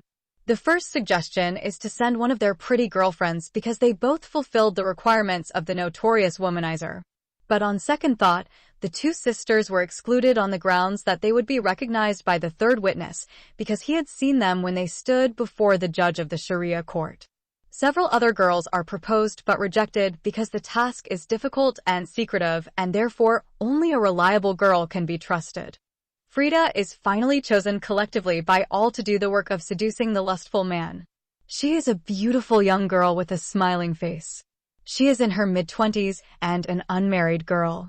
Although she is not as pretty as her sisters, Intisar and Firdaus, she is far superior in her feminine appeal. She has a sexy feminine body and the guys at her workplace in Abu Dhabi consider her a beautiful girl with a great personality. Her only drawback is that she talks a lot and makes friends incredibly quickly. Such impulsive behavior often gets her into serious trouble with lustful Arab men everywhere she goes.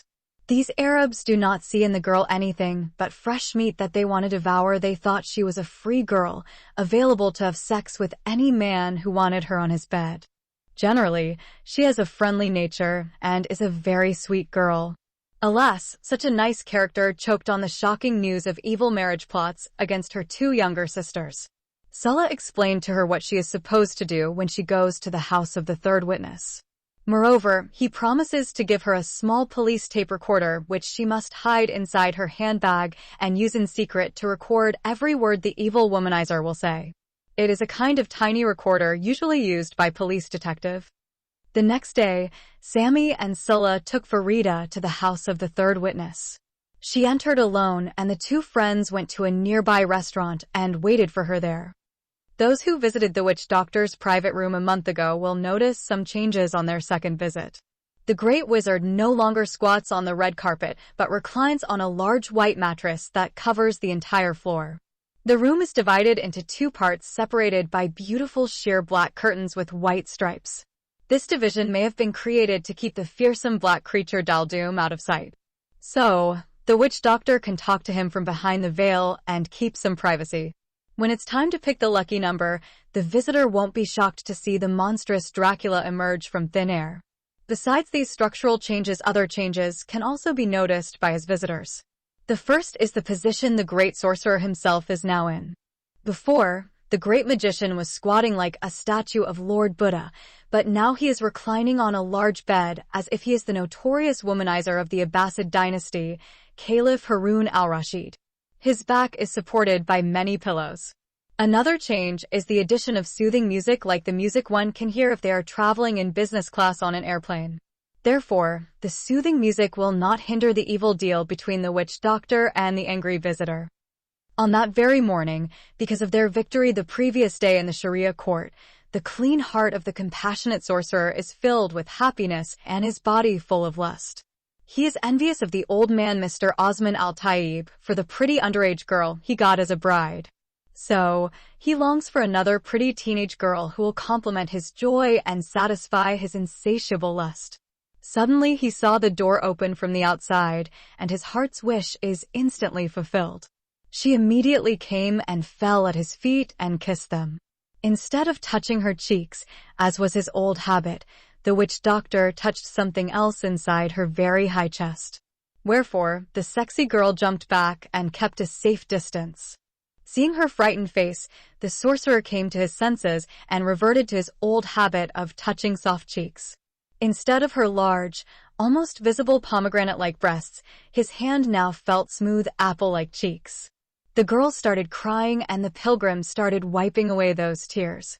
However, all of a sudden she pushed his hand away and said in a sweet and spoiled voice, "I am so mad at you. Why is this beauty angry with me? I do not want to talk to you. Please don't talk to me. I am boycotting you. But why doesn't our princess want to talk to me? Don't you know what you did to me? How would I know unless you tell me? Am I like God to know everything? Please don't talk to me. I said I am boycotting you. It's not fair, and a pretty girl like you is always fair. I'm mad at you for taking my handsome boyfriend away." When the beautiful princess said those words, tears welled up in her eyes again. The pilgrim's hand again reached her left cheek and slid quickly to her lips. The princess pushed his hand away, but he took it back and placed it on the other cheek. "If your friend is over the moon, I will bring him back to you. You can't do that for me. Now it's too late. Did your lover die? He's still alive, but I'm the one who's going to die soon." "Oh, young lady, please don't talk about death. You are too young for that. I wish he died. But I love him so much, and if he dies I will die too. Please, my sweetie, tell me who he is and I will make him fall to your feet. If you do this for me, I will make you my second friend, and whatever you want from me, I will give it to you. If you want my beautiful eyes and sexy body, I will gladly give them to you. We are friends from today onwards." The princess said in a sweet, spoiled voice, "You know Hajj Muhammad. I was about to kill myself yesterday, but my girlfriend Hanan saved my life just in time. I went up to the 5th floor of our 10-story building and was about to fall on my neck and kill myself, but she caught me just in time. She said to me, 'Why don't you go first to the mighty witch doctor Hajj Muhammad? He can make a dead corpse stand up and walk, and he can fly like a crow in the air. He can also transform into a werewolf on the night of the full moon. He is just like God and Satan, and nothing is impossible for him. Therefore, whatever your problem is, he can solve it for you. He has divine attributes and demonic qualities, just like a god and a devil.' I told her he separated us. She told me Hajj Muhammad is innocent. Your cheating boyfriend was the one who cheated on him and made him think he didn't have a girlfriend. That means your boyfriend left you and fell in love with another girl. Yes, that's what he did, and you helped him get the other girl. Why didn't you believe your girlfriend Hanan, who told you that I was an innocent man? Besides, you are a beautiful girl, so many boys will be willing to marry you. So, forget about that traitorous boy. No one will care about me after he ruined my life and left me." "How did he ruin your life? Didn't you see my big stomach?" When Frida said this, she showed the magician her stomach, which appeared to him as a woman in her 5th month of pregnancy. She had put something under her clothes that made her look like she is pregnant. Hajj Muhammad was amazed when he saw this. "Why did you allow him to deceive you?" "Because he told me I will marry you soon. Then he had sex with me, made me pregnant with his illegitimate child, left me, and married the other girl. He will also cheat on the other girl and then dump her and go for another pretty girl. He is like the famous Italian womanizer Casanova, who loved women more than he loved his God. He will not deceive her. He had been stalking her for a long time without my knowledge. When he learned that she was going to marry another boy she loved, he came to you. Then she helped him marry her. I don't remember ever dealing with a complex case like this. You love him and he loves her and she loves another boy and I don't know if that boy loves another girl too. It is not like that. That pretty girl still loves her handsome boyfriend and he is very loyal to her. The only loser in this matter is me. This is why I decided to end my life. How do I face society's shame? My father will slaughter me in honor killing. Then the beautiful princess started crying again. Our sweet princess, please stop crying. I promised that even if he is on the moon, I would bring it to you. But don't forget your promise. Yes, of course, I will keep my promise if you keep yours first. I don't ask for money. Did you understand my request? Yes, of course. That's why I told you I would make you my best friend and give you what you want from my body. Now tell me your friend's name and the girl he married. His name is Hassan Majub al-Hilali and the girl. Before Farida could say the girl's name, Hajj Muhammad shouted Intisar Ibrahim Mustafa Jaber. Yes, she is the girl who married my friend. My sweet princess, you have asked me for the impossible. I can do everything for you except this. The verdict of obedience of the Sharia court against the disobedient Muslim wife. This is a love story.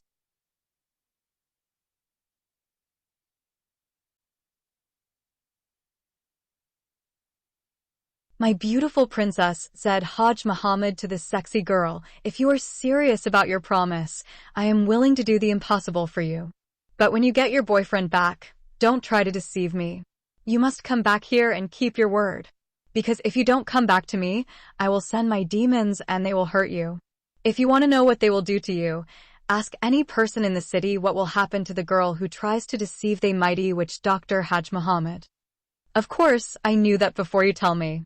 My girlfriend Hanan told me what would happen to me if I tried to deceive you. Excellent, we have a sex deal, said the notorious womanizer. Now first tell me how you helped him marry her. Then tell me how you will annul their marriage. If you open your heart to me, I will allow you to fulfill your wish not just once, but 10 times and more. The seductive words of the sexy princess caused Hajj Muhammad's heart to beat rapidly and aroused him sexually until his cock stood inside his galabia like a cannon of Ramadan. So, he opened his heart to reveal how he masterminded the two evil plots against the innocent sisters Intisar and Firdaus. Then Frida took out her handkerchief and wiped her face. As she removed the handkerchief, she pressed the record button, leaving her handbag open. Hajj Muhammad said 2 months ago, a couple of women came to me and asked for my help. They wanted me to prevent their enemy Intisar from marrying the son of the richest man in town.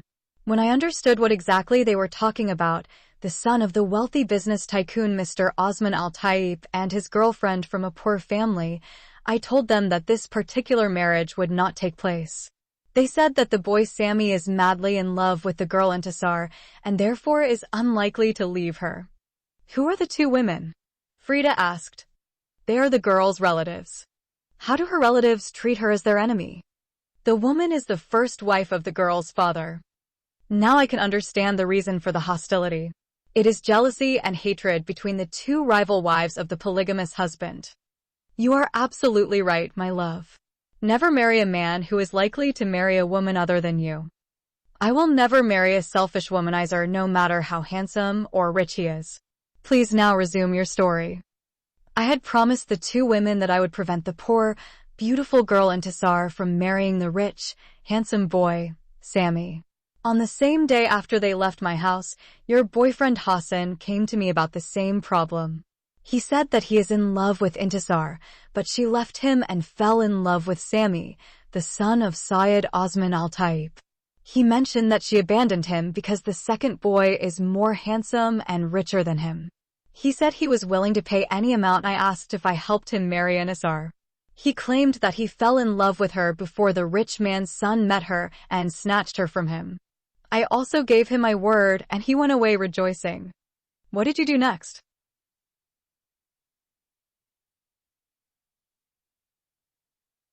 I drew a clever outline in my mind. I decided to make a lot of money on it. I learned that the rich man Mr. Osman Al-Taib would not accept his son's friendship with a poor girl. I went and shared my heart with him. He told me to do anything to ruin his son's friendship and that he would pay me for it. I called those two women again. I found out from them that Intisar has a half-brother who is willing to do anything to ruin her life. He is a notorious criminal and a heavy drunkard. He is a womanizer too. Then I went to that bad half-brother and promised to pay him money if he accepted my plan. When I told him of my plan, he gladly accepted it. After that, I called Mr. Majub al-Halali and revealed to him what his son Hassan wanted me to do for him. He agreed that his son could marry the beautiful girl if possible without putting them in trouble with the law and her family. Then I went back to Syed Osman al-Taib and asked him to persuade his spiritual friend the Mazun Maulana Sheikh Marzik, the imam of the largest mosque in town, to help us marry the poor Intisar with Hassan, the son of Syed Majub al-Halali. The rich man told me the imam Sheikh Marzik would do anything for him.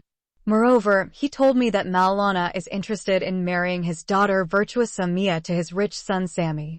After that, we all met in the rich businessman's office and discussed the details of the plan. Then Mr. Osman Al-Taib took me aside and told me that he had some doubts about Mr. Majub al-Halali and his son Hassan, that they might back down under pressure from his son Sami and the girl's family. He then proposed marriage to the girl's younger sister Firdaus to secure the plan. So, I took brother Omar out and explained to him what Mr. Osman Al-Taib told me. Omar, who functioned as guardian to his two half-sisters Intisar and Firdaus, agreed to the second marriage, but demanded a large sum of money. It was 3 times more than what he asked for from Mr. Majub al-Halali and his son Hassan. Why did he ask for more dowry? Is it because Mr. Osman Al-Taib is richer than Mr. Majub al-Halali? This is what I expected, but his argument is that there is an age difference of more than 40 years between his younger sister, Firdaus, and Syed Osman Al-Taib. He said that she is 15 years old and the old geezer who wanted to marry her is 70 years old. Most likely, Farida said. After that, the 2 marriages took place in the office of Mr. Osman Al-Taib on the same day. Not on the same day. We waited for Mr. Majub al-Halali to persuade his secretary to testify as a witness for the 2 marriages. And when he did that, we met again in the office of Mr. Osman Al-Taib, and the 2 marriages were performed by the Imam of the Grand Mosque, Maulana Sheikh Marzouk, who is a recognized Mazun. Then the old man wanted to marry his son Sami to Samia, the daughter of Maulana. But the Imam told him without the presence of his son and his signature as a groom that the Sharia court would not accept the validity of the 3rd marriage. Accordingly, he abandoned the idea. How much money did you receive? Of course, I got the lion's share because I'm the mastermind of the plan. I got 2 shares from the guardian Omar, 2 shares from Mr. Osman Al-Taib, and 1 share from Mr. Majub al-Halali and his son Hassan. What did the 2 sisters do when they learned of the marriages? They caused great battles until the matter came to the Sharia court. But, thank God, we won the first case, and soon we will file the second case before the judge of the Sharia court. What case did you win first? Was that my friend Hassan and Intisar?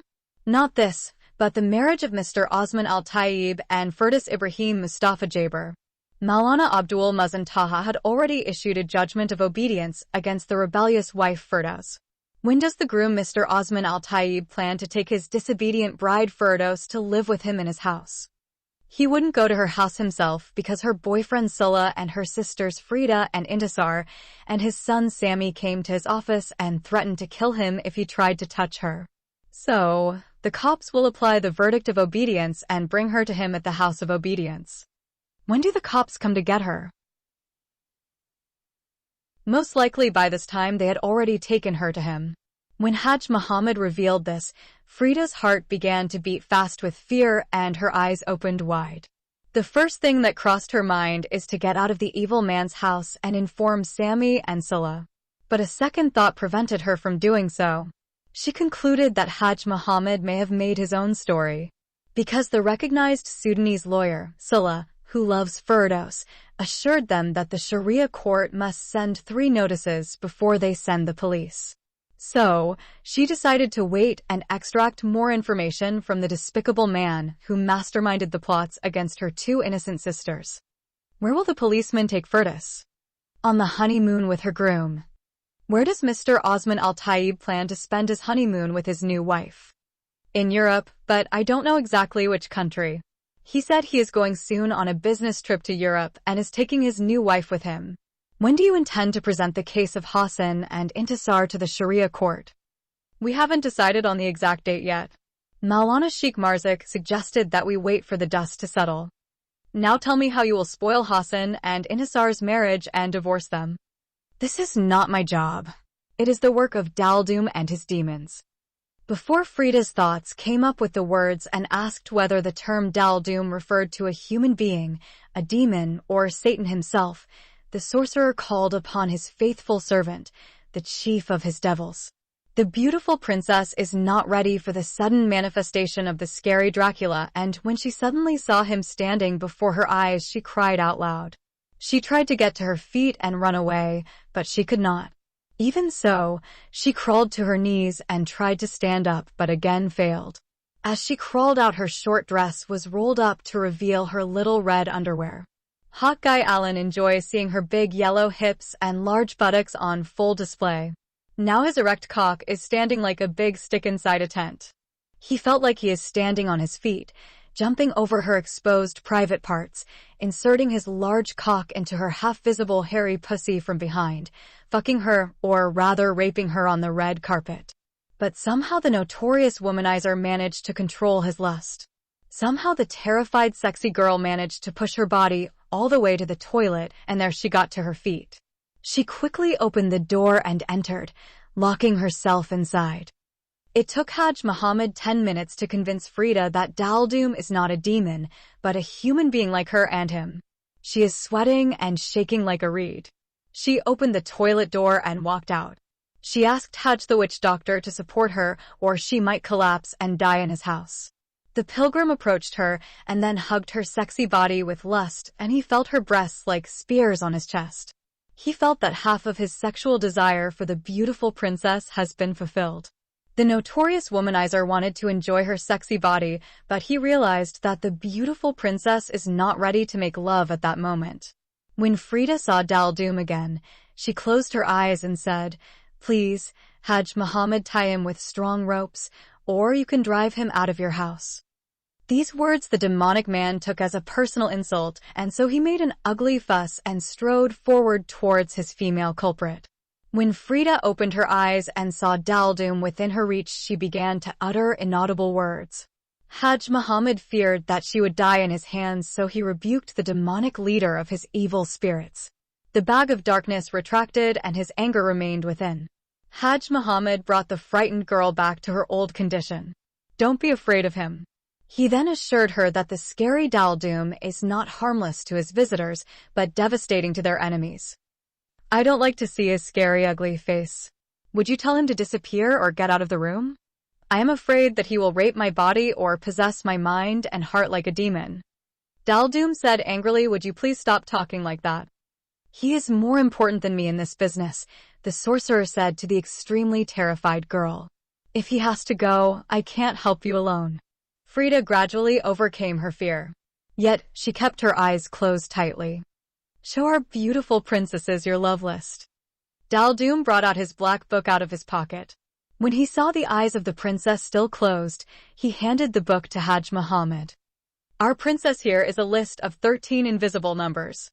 You are required to choose one of them at random. Your choice should be between 1 to 13. What do the numbers mean? Each number represents a specific penalty for your enemy. In your case, your enemy is Intisar. She is not my enemy. She is my best friend. In this case, you can choose the number 11, which indicates the separation of lovers." "Well, I'll choose number 11. When Frida made her choice, she heard the monster loudly repeating the number 11 and her sister's name. She opened her eyes to see what happened. Fortunately, she found that the shadow of death had disappeared. Where did he go? He disappeared because his mission was over. Now you must bring us something familiar for Hassan or Intisar. What do you mean by familiar things? Any old handkerchief, shoes, dress, or underwear from Intisar or Hassan. Why do you ask for such things? For Betty, the demons should get to know Hassan or Intisar. Who are your devils? They are invisible evil spirits. You can't see them, but they can see you.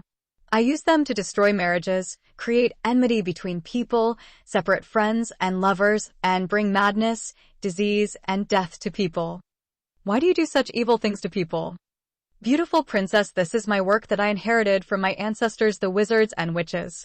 I use it to protect innocent people like you from unfair treatment by their enemies. Well, do whatever you want to do, but I want my boyfriend back. God willing, he will come in less than a month and ask you to accept his return. If you do that to me, I'll be your girlfriend and secret concubine, too. We are lovers from today. You will be my secret wife. I will buy you beautiful dresses and cover your sexy body from head to feet with gold and diamonds. First, you have to fulfill your promise to me before I allow you to do what you want with my body. I shall do that for sure. By the way, what's your name? My name is Saham Mohammed Ahmed. Your name is as beautiful as your sexy body and beautiful eyes. Thank you, sir. Frida understood that she has extracted the whole truth about the mastermind behind the 2 bogus marriage contracts, and there is nothing else to learn from him. So, she promised to come another day and bring the familiar things about Intisar and Hassan. Then she took her handbag and rushed out of the evil witch doctor's private room and from his unholy abode, crossed the crowded street and entered the restaurant. Then she informed Sammy and Scylla that she extracted the full details of the 2 evil conspiracies from the 3rd witness. After that, she told them of what Hajj Muhammad had said regarding the possibility of taking the so-called disobedient wife Firdaus today. Immediately, they got into a taxi and rushed home. When they got home, Intisar told them they're more than 2 hours late. While she was crying aloud, she told them that the police had already arrested her sister Firdaus. She said she was removed from her home as a criminal girl by 5 fully armed policemen.